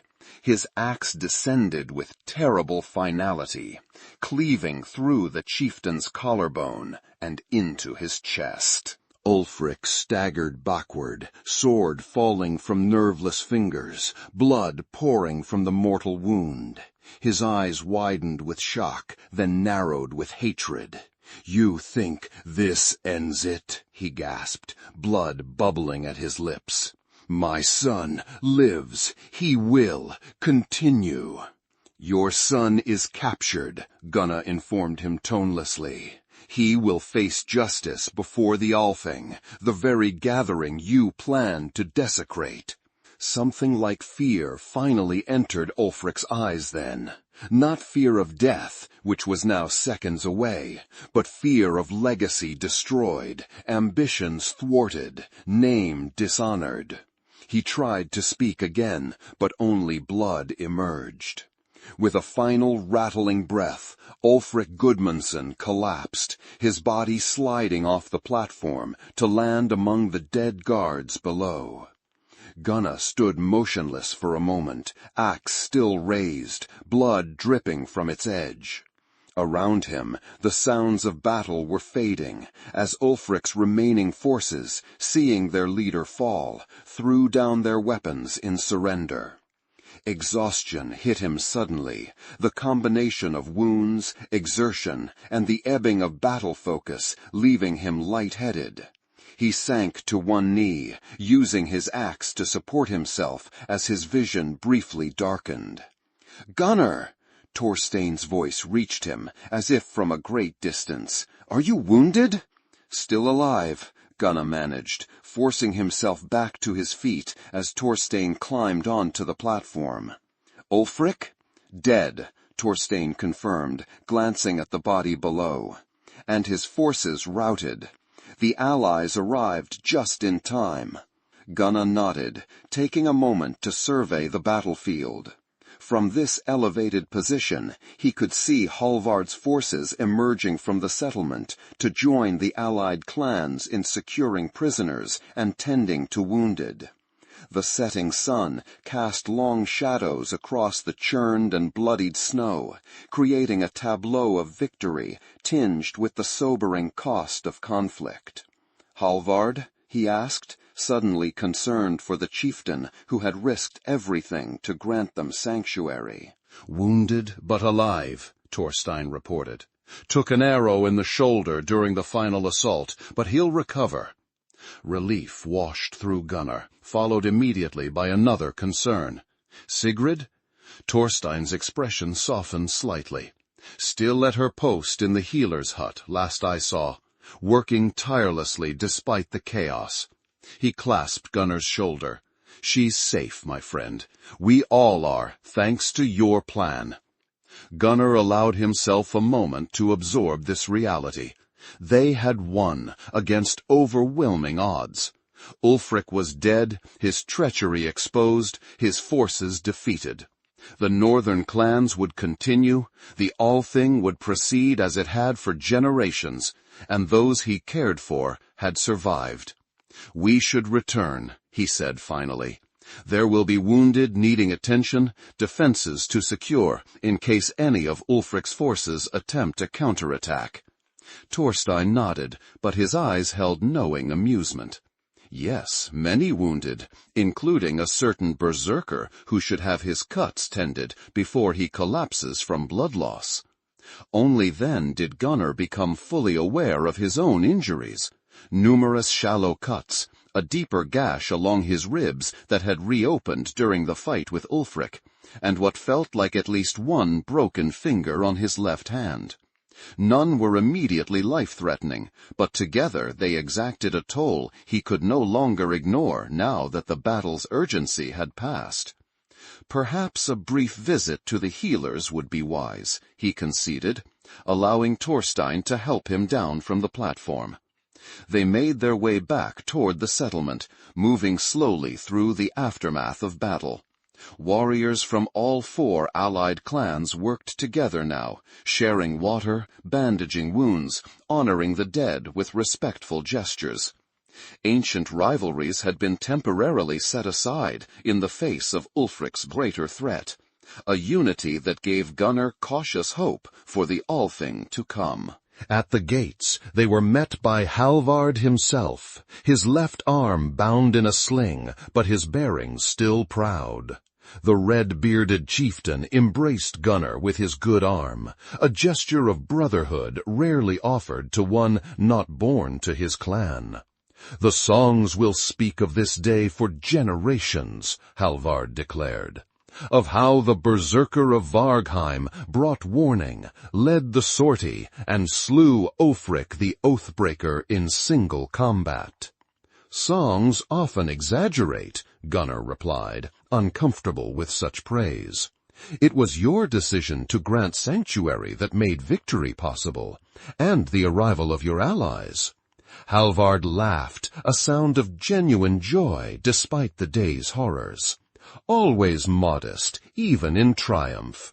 Come, there will be time for proper celebration when wounds are tended and the dead honored. He gestured toward the healer's hut. I believe someone there has been asking after you since the fighting ended. With that knowing comment, Halvard moved on to greet other returning warriors, leaving Gunnar and Thorstein to continue toward the healer's hut. Outside its entrance, Thorstein paused. I think I'll check on Eirik first, he said, with transparent casualness. His leg looked worse after the fighting. You go ahead. Before Gunnar could protest this obvious maneuver, Thorstein had already walked away, whistling tunelessly as he limped toward another building where the less seriously wounded were being treated. Alone, Gunnar hesitated at the entrance to the healer's hut. Inside, he could hear the sounds of the wounded, groans of pain, murmured reassurances from healers, the occasional sharp cry as an arrow was extracted or a wound stitched closed. It was a familiar aftermath to battle, one he had experienced many times before. Yet something felt profoundly different now. He was no longer simply a warrior seeking treatment for wounds sustained in service to a chieftain or cause. He was a man returning to someone who waited for him, someone who had asked him to come back safely, who had given him a talisman for protection, who had spoken of after as if it held possibilities worth surviving for. Taking a deep breath, Gunnar pushed aside the hide covering the entrance and stepped inside. The air within was warm and heavy with the scent of herbs, blood, and sweat. Wounded warriors lay on pallets arranged in rows, while healers moved efficiently between them, applying poultices, stitching wounds, or simply offering words of comfort to those beyond medical help. Gunnar scanned the room, his eyes adjusting to the dimmer light. He found Sigrid kneeling beside a young warrior whose leg had been badly mangled, likely by one of Ulfric's berserkers. Her hands moved with practiced skill as she cleaned and bound the wound, her voice a gentle murmur of encouragement. She hadn't seen him yet, and for a moment Gunnar simply watched her work. The focused intensity of her expression, the careful precision of her movements, the way she brushed a strand of hair from her face with the back of her wrist to avoid touching it with bloodied fingers. In that unguarded moment, he saw not the frightened girl he had found in the forest, nor the determined fugitive who had warned them of Ulfric's plans, but the woman she was becoming, strong, skilled, purpose-driven. As if sensing his presence, Sigrid looked up suddenly, her eyes finding his across the crowded room. For a heartbeat, she remained perfectly still, as if afraid he might be a vision that would vanish if she moved. Then her face transformed with a smile of such genuine joy that it seemed to illuminate the entire hut. She said something to another healer, who nodded and took over tending the wounded warrior. Then she rose and made her way toward Gunnar, weaving between pallets and healers with graceful efficiency. When she reached him, she stopped just short of touching, her eyes quickly assessing his condition with professional detachment. "You're wounded," she observed, gesturing to the blood-soaked tear in his tunic where Ulfric's sword had found its mark. "It looks worse than it is," he replied, the familiar exchange feeling suddenly inadequate for all that had happened, all that he wanted to express. "I'll be the judge of that," she countered, with gentle authority. "Come, sit before you fall."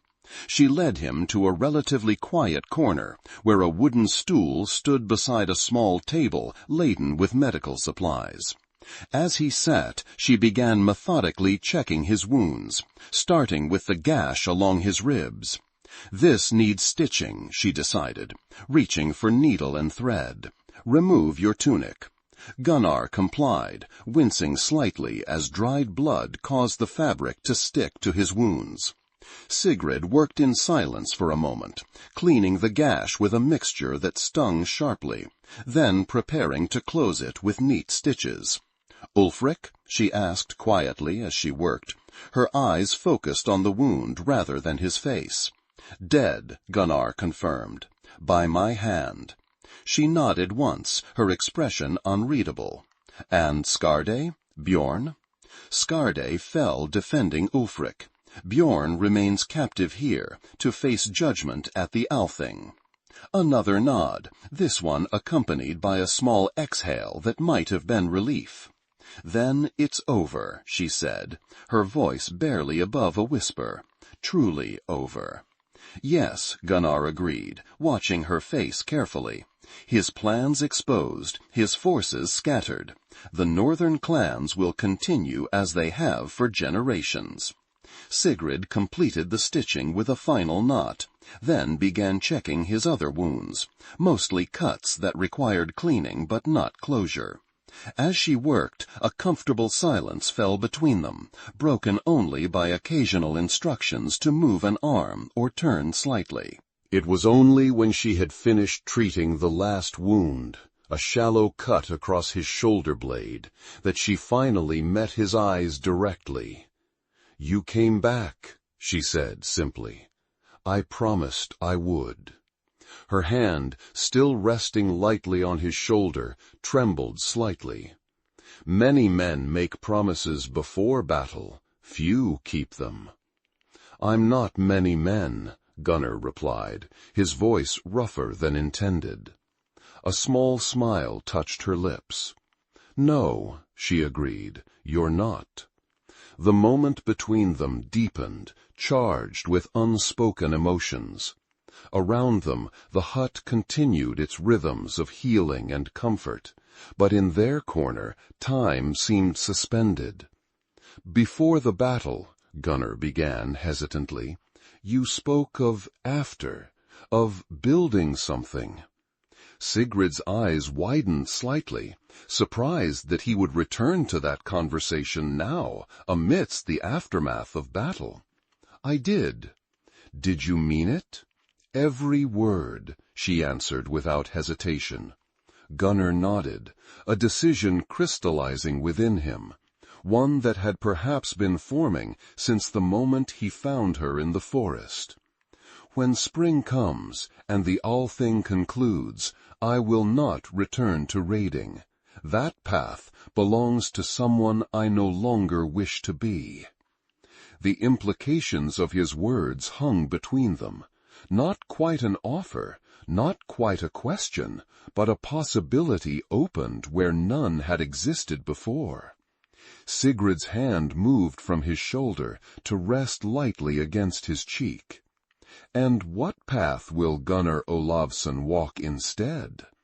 One I thought closed to me forever, he admitted. A path with purpose, beyond survival, beyond battle. He covered her hand with his own. If I am not alone on it. Her eyes shone suddenly with unshed tears, though her smile remained steady. You won't be, she promised, if that is truly what you wish. It is, he confirmed, the certainty of it surprising even him. Though the way forward will not be easy, there will be those who remember me only as the Berserker, who doubt I can be anything else. Then we prove them wrong, Sigrid said with quiet determination. Day by choice, as we have already begun to do. The wood beneath Gunnar's tunic caught the firelight, drawing both their attention. Sigrid reached out to touch it gently. My father carved this bear the day I was born, she said softly. He said it would protect me through life's darkest forests. Her eyes met Gunnar's again. I think perhaps it led me to exactly where I needed to be, when I needed to be there.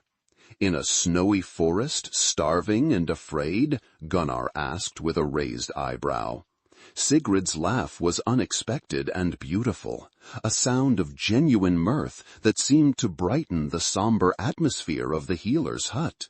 Yes, precisely there, where a berserker with his last piece of bread would find me. Before Gunnar could respond, one of the other healers approached, apologetic but insistent. Sigrid, the warrior from Halvard's guard, his fever worsens. We need your mixture. She nodded, the healer's duty immediately taking precedence. I must go, she told Gunnar, but we will continue this conversation. There is much still to discuss. After, Gunnar agreed, rising from the stool, when the wounded are tended and the dead honored. After, she echoed, with a smile that held promise rather than farewell. As she turned to follow the healer, Gunnar caught her hand gently. Sigrid. He waited until she looked back at him. Thank you. Not just for the healing, but for... He struggled to find words for all she had awakened within him. I know, she said simply, understanding what he couldn't express. And thank you, Gunnar Olavsson, for sharing your last bread with a stranger. With that, she squeezed his hand once, then moved away to attend the feverish warrior, leaving Gunnar standing in the corner of the healer's hut, wounds tended, but heart more affected than he had thought possible. Outside, the sun had fully set, leaving only starlight to illuminate the aftermath of battle. Tomorrow would bring the work of rebuilding, of counting losses, of preparing for the All-Thing, where Ulfric's treachery would be formally judged. But tonight, in the quiet aftermath of violence, something new had been acknowledged, a future neither had dared imagine until now. Gunnar touched the wooden bear that hung around his neck, a talisman no longer just of protection, but of possibility. Then he stepped out into the night, ready to help wherever he was needed, no longer just a berserker, but a man finding his way towards something he had thought forever lost, hope. The winter that followed the battle at Halvard's settlement was harsh, but transformative.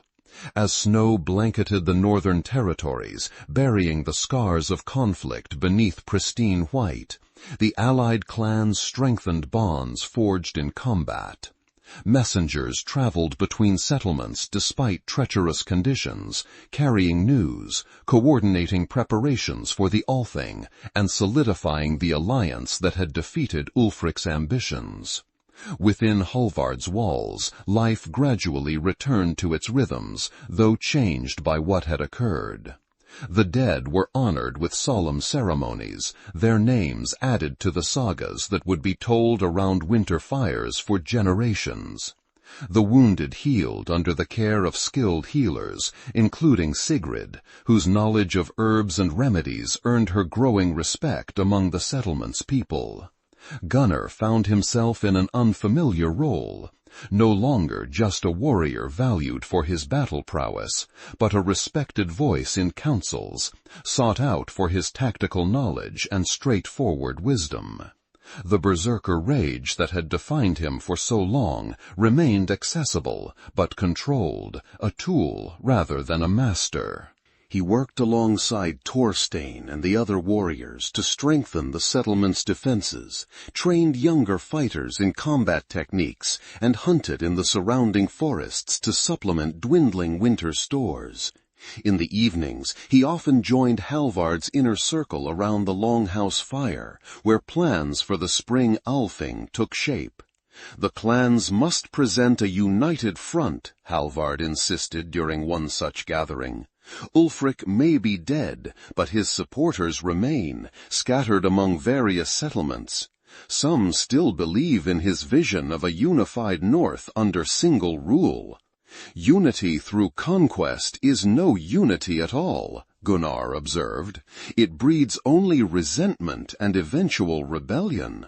Halvard nodded approvingly. Well said, Berserker. Yet the idea itself of greater cooperation among the clans has merit. Perhaps Ulfric's greatest crime was not the ambition itself, but the treacherous means he chose to achieve it. "What are you suggesting?" asked Thorstein, who had become a regular participant in these councils. "That we use the Althing not just to judge Bjorn and the other captives, but to propose a formal alliance between willing clans. Trade agreements, mutual defense pacts, perhaps even a council of chieftains to resolve disputes without bloodshed." It was a bold vision, one that challenged centuries of inter-clan rivalry and independent governance.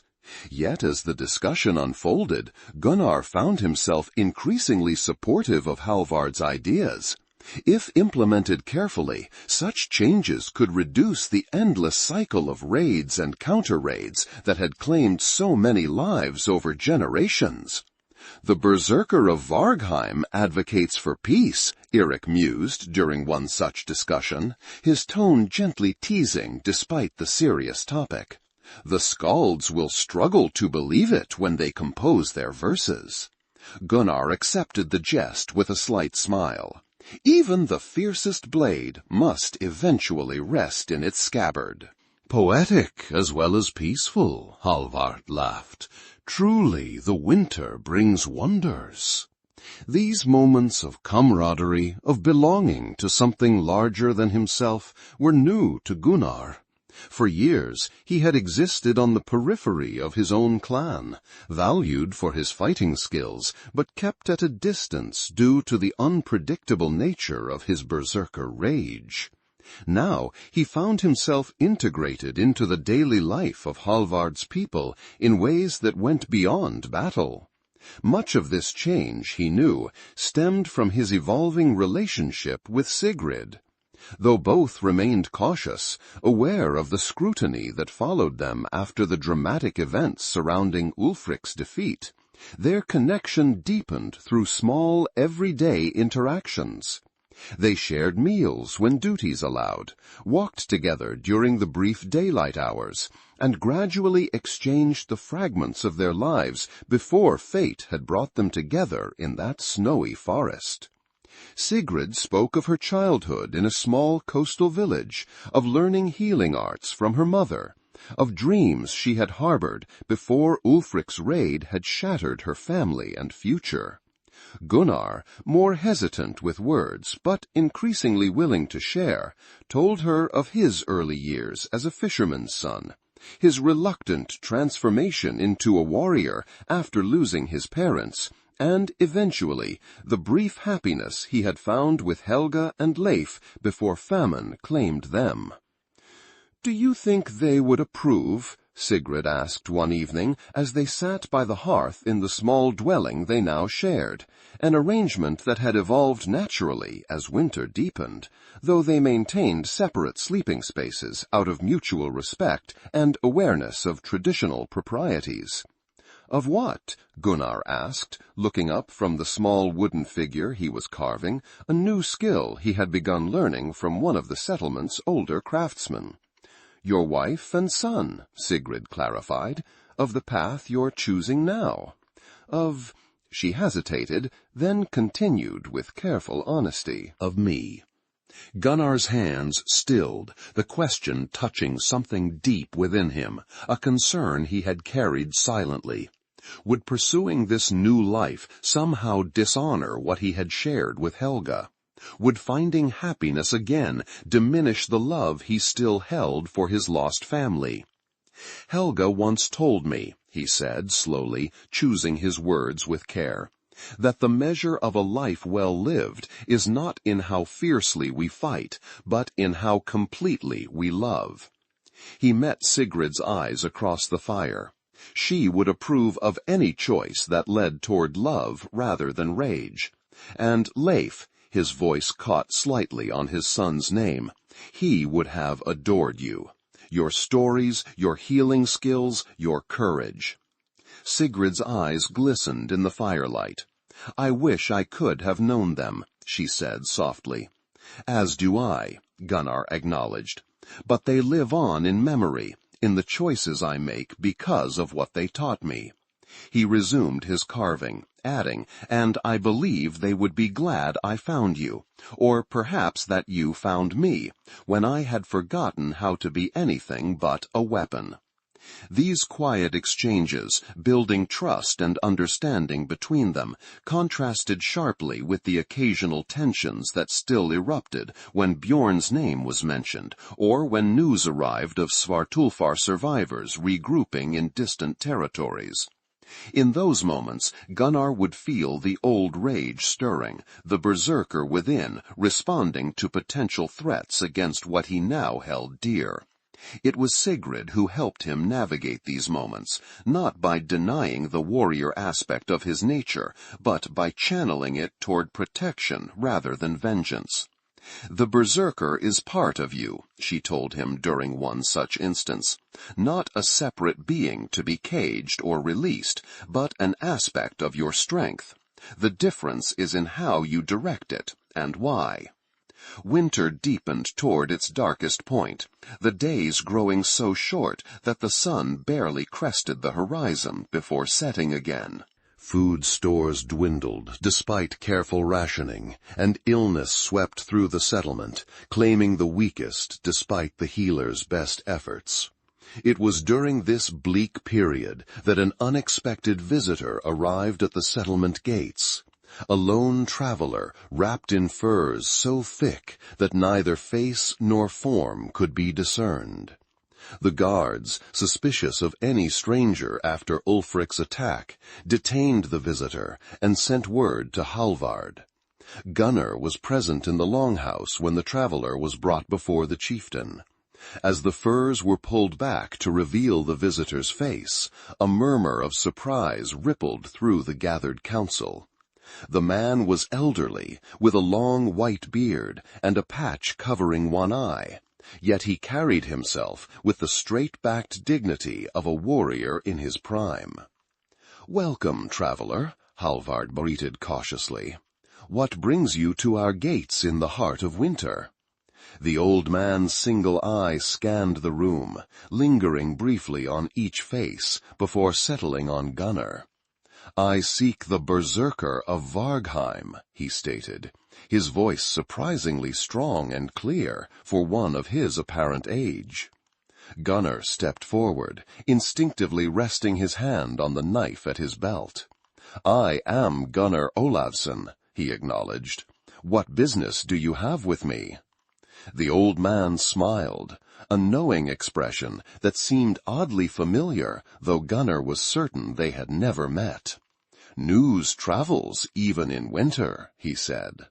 "Tales of a berserker who chose compassion over rage, who shared his last bread with a stranger, who defeated Ulfric not for glory, but for protection." "Tales often grow in the telling," Gunnar replied neutrally. "Indeed they do," the old man agreed. "Yet the essence remains true. You stand at a crossroads, Berserker.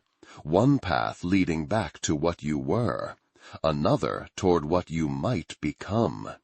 His single eye seemed to pierce directly into Gunnar's thoughts. "I have traveled far to witness this choice." An uncomfortable silence fell over the longhouse. There was something unsettling about the visitor, a sense of hidden knowledge and purpose that transcended his appearance as a simple traveler. "You have not stated your name or clan," Hallvard observed, breaking the silence. The old man's smile deepened. "Names have power, Hallvard the Red.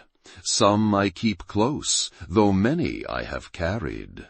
He turned back to Gunnar. "But you may call me Vegtam, a wanderer of roads both seen and unseen." The name meant nothing to Gunnar, yet something about the old man's manner, the way he stood, the cadence of his speech, the penetrating quality of his gaze, triggered a memory of Astrid's warning before they had left Varkheim. "When Odin knocks at your door, how you answer will determine many fates." Surely this could not be. No, it was impossible. Yet doubt crept into Gunnar's mind as he studied the visitor more carefully. The missing eye, the staff he carried, the ravens embroidered subtly into the hem of his cloak, symbols associated with the Allfather in the old tales. "What do you want of me?" Gunnar asked directly, unwilling to play word games regardless of who this visitor might be. "Only to offer what was promised," Vegtam replied cryptically. "A place in Valhalla for one who has proven worthy through both battle prowess and moral choice." The implications of this statement sent a chill through the longhouse. If this truly was Odin in disguise, a common motif in the sagas, then he had come to claim a warrior's life. Hallvard rose from his seat, concern evident in his expression. "Our guest must be weary from his journey," he said diplomatically. "Perhaps refreshment and rest before further discussion." The old man waved away the suggestion. "Kind, but unnecessary. My business is specific and brief." His gaze remained fixed on Gunnar. "I offer a choice, Berserker. Glory eternal in Odin's hall, among the greatest warriors who have ever lived. Or," he paused meaningfully, "continued life in this world, with all its joys and sorrows, its uncertainties and possibilities." The longhouse erupted into murmurs of disbelief and concern. Such a direct offer from the gods was unheard of, the stuff of ancient sagas rather than present reality. "Why would you offer such a choice?" Gunnar asked, his voice steady despite the surreal nature of the conversation. "Because you have earned it," Vegtam replied simply. "Few warriors achieve the battle glory you have. Fewer still then choose to set aside the axe for something greater. The All-Father values both courage in combat and wisdom in peace." Before Gunnar could respond, the longhouse door opened, admitting a gust of cold air, and Sigrid, summoned by one of Hallvard's servants who had slipped out during the exchange. She paused just inside the entrance, taking in the tense atmosphere and the strange visitor at its center. Vegtam's eye moved to her, his expression warming slightly. "Ah, the catalyst," he observed, "the stranger for whom bread was shared." Sigrid approached cautiously, coming to stand beside Gunnar. "Who is this?" she asked quietly. "He calls himself Vegtam," Gunnar replied, equally quiet. "A traveler with an unusual offer." Understanding dawned in Sigrid's eyes as she noted the visitor's appearance and the reaction of those gathered.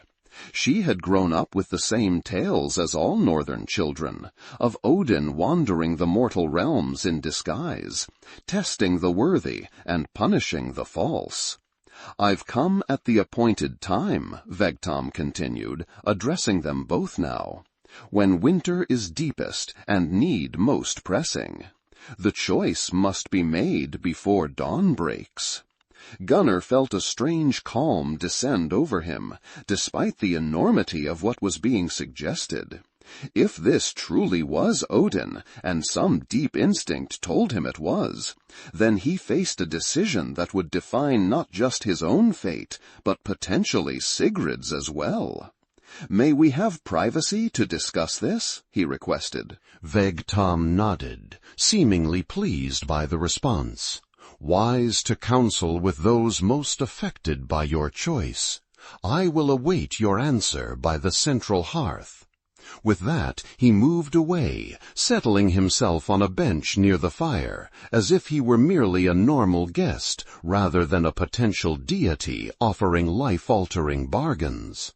Halvard, recognizing the need for discretion, cleared the longhouse of all but a few trusted advisers, then withdrew to a respectful distance himself. Alone in a corner of the vast room, Gunnar turned to Sigrid, whose face reflected concern, but not fear. "You believe he is who he seems to be?" he asked her. "I believe he is something beyond ordinary," she answered carefully.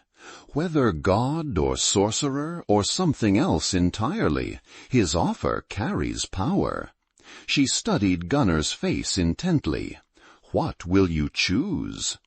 The directness of her question caught him off guard. "You aren't going to advise me one way or the other?" A small, sad smile touched her lips. "Would it matter if I did? This choice must be yours alone, Gunnar. I cannot make it for you, nor would I try." He recognized the truth in her words, yet found himself desperately wanting to know her thoughts. "But if you could choose for me?" Sigrid's eyes softened. "I would choose whatever brings you peace," she said simply. "If that is Valhalla's glory, then so be it. If it is—" she hesitated, vulnerability showing through her composure, "a life here, with all its uncertainties, then I would welcome that with my whole heart." The honesty of her answer struck Gunnar deeply. There was no manipulation in her words, no attempt to sway him with emotional appeals. Only truth, offered freely, regardless of what it might cost her. He looked across the longhouse to where Vegtam sat by the fire, seemingly content to wait, while occasionally sipping from a horn of mead provided by Halvard. If this truly was Odin, then the choice before him was monumental. Eternal glory in the Hall of Heroes, or continued life in a world of struggle and pain, but also of connection and possibility. For most of his life as a warrior, Gunnar had assumed Valhalla was his destination, had even longed for it during his darkest days after losing Helga and Leif. The thought of feasting among legends, of battle without true death, of recognition by the gods themselves, these were the aspirations that had sustained him through countless raids and conflicts. Yet now, faced with the actual choice, he found himself hesitating. The path that had once seemed so clearly desirable suddenly appeared incomplete, lacking something essential that he had only recently rediscovered. "When I found you in the forest," he said slowly, turning back to Sigrid, "I was already half dead in all the ways that truly matter. Walking, fighting, surviving, but not living." He took her hand, a gesture that still felt new, but increasingly natural. "You reminded me that there are things worth fighting for beyond glory or vengeance, worth living for." Sigrid's fingers tightened around his, but she remained silent, allowing him to work through his thoughts without interruption. "I've spent years seeking a warrior's death," Gunnar continued, "throwing myself into battles with little care for survival, hoping each might be my last and lead to Valhalla's gates." He glanced again at Vegtam. "Now that the gates stand open before me, I find myself looking back rather than forward." "And what do you see when you look back?" Sigrid asked softly. "Possibilities," Gunnar answered, the realization crystallizing as he spoke. "A future I had thought closed forever. Not just with you, though that is part of it, but with all that life still offers. Building rather than destroying, healing rather than wounding, creating a legacy beyond battle fame." He straightened, decision made with a certainty that surprised even him. "I choose life," he said firmly, "with all its pain and uncertainty, its joys and sorrows. I choose the path that continues rather than ends." Relief and joy bloomed across Sigrid's face, though she quickly composed herself. "Are you certain? Valhalla is what warriors dream of, what they fight for." "I've had enough of fighting," Gunnar replied simply. "Enough of death, even glorious death. I want to learn what comes after the battle ends, a lesson few berserkers ever live to study." With his decision made, Gunnar approached Vegtam, who looked up from the fire with an expression of knowing anticipation. "I have made my choice," Gunnar stated without preamble. "Indeed you have," the old man replied, rising to his feet with surprising agility. "I knew what it would be before I arrived, yet the offering had to be made, the choice freely taken." Confusion furrowed Gunnar's brow. "If you knew my answer, why come at all?" Vegtam's single eye twinkled with ancient wisdom and something like approval. "Because some lessons can only be learned through choice, Berserker.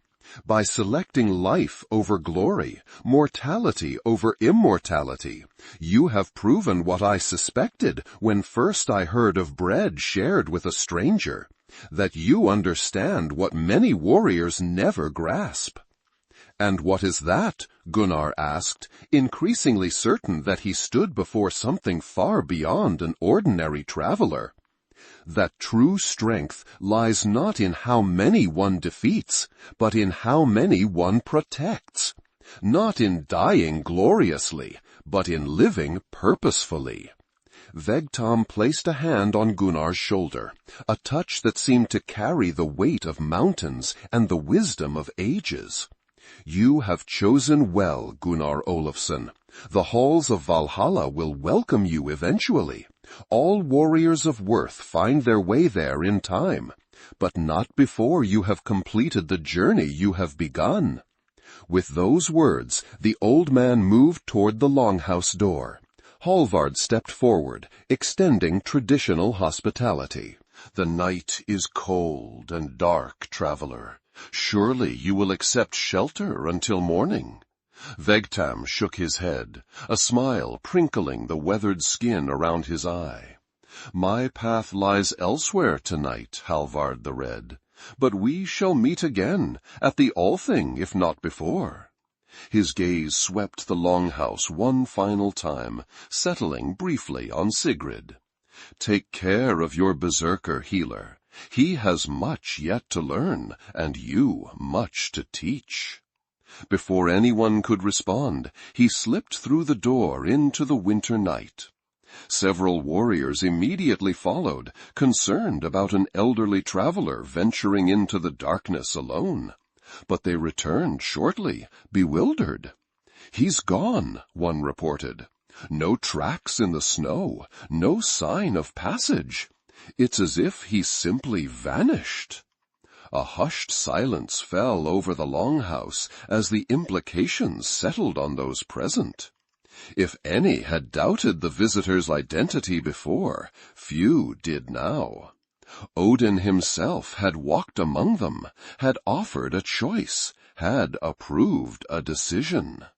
Halvard was the first to recover, clapping his hands to break the spell of silence. "Well, it seems the gods still take interest in mortal affairs. A good sign for our plans at the Althing, I would say." To Gunnar he added more quietly, "Few receive such direct divine approval of their life's course, my friend. It seems your new path has the highest possible blessing." As the longhouse gradually emptied, people returning to their dwellings with new tales to share around their hearths, Gunnar and Sigrid remained behind, standing together near the central fire that had now burned low. "Do you regret your choice?" Sigrid asked, watching his face carefully in the dying firelight. "No," Gunnar answered without hesitation. "Valhalla has stood for centuries. It will stand for centuries more. But this," he gestured between them, encompassing all that had developed and all that might yet grow. "This exists only now, in the time given to us. I would not trade it for any eternal reward." Sigrid's smile then was like sunrise after the longest night, brilliant with promise and warming places within him that had been cold for too long. "Then we make the most of the time we have," she said, "starting tomorrow." "Starting now," Gunnar corrected gently, drawing her closer. Outside, the winter night continued, stars bright in the clear sky above Holvard's settlement. Within its walls, life persisted despite the season's harshness. Fires burned, children slept, warriors stood watch, and two souls who had found each other against all odds contemplated a future neither had dared imagine until bread was shared with a stranger one snowy day in the depths of winter. And somewhere beyond mortal sight, the All-Father smiled upon choices well made and journeys well begun. If you enjoyed this video, don't forget to subscribe. We're just getting started and we really need your support. And may the gods grant you a legendary life.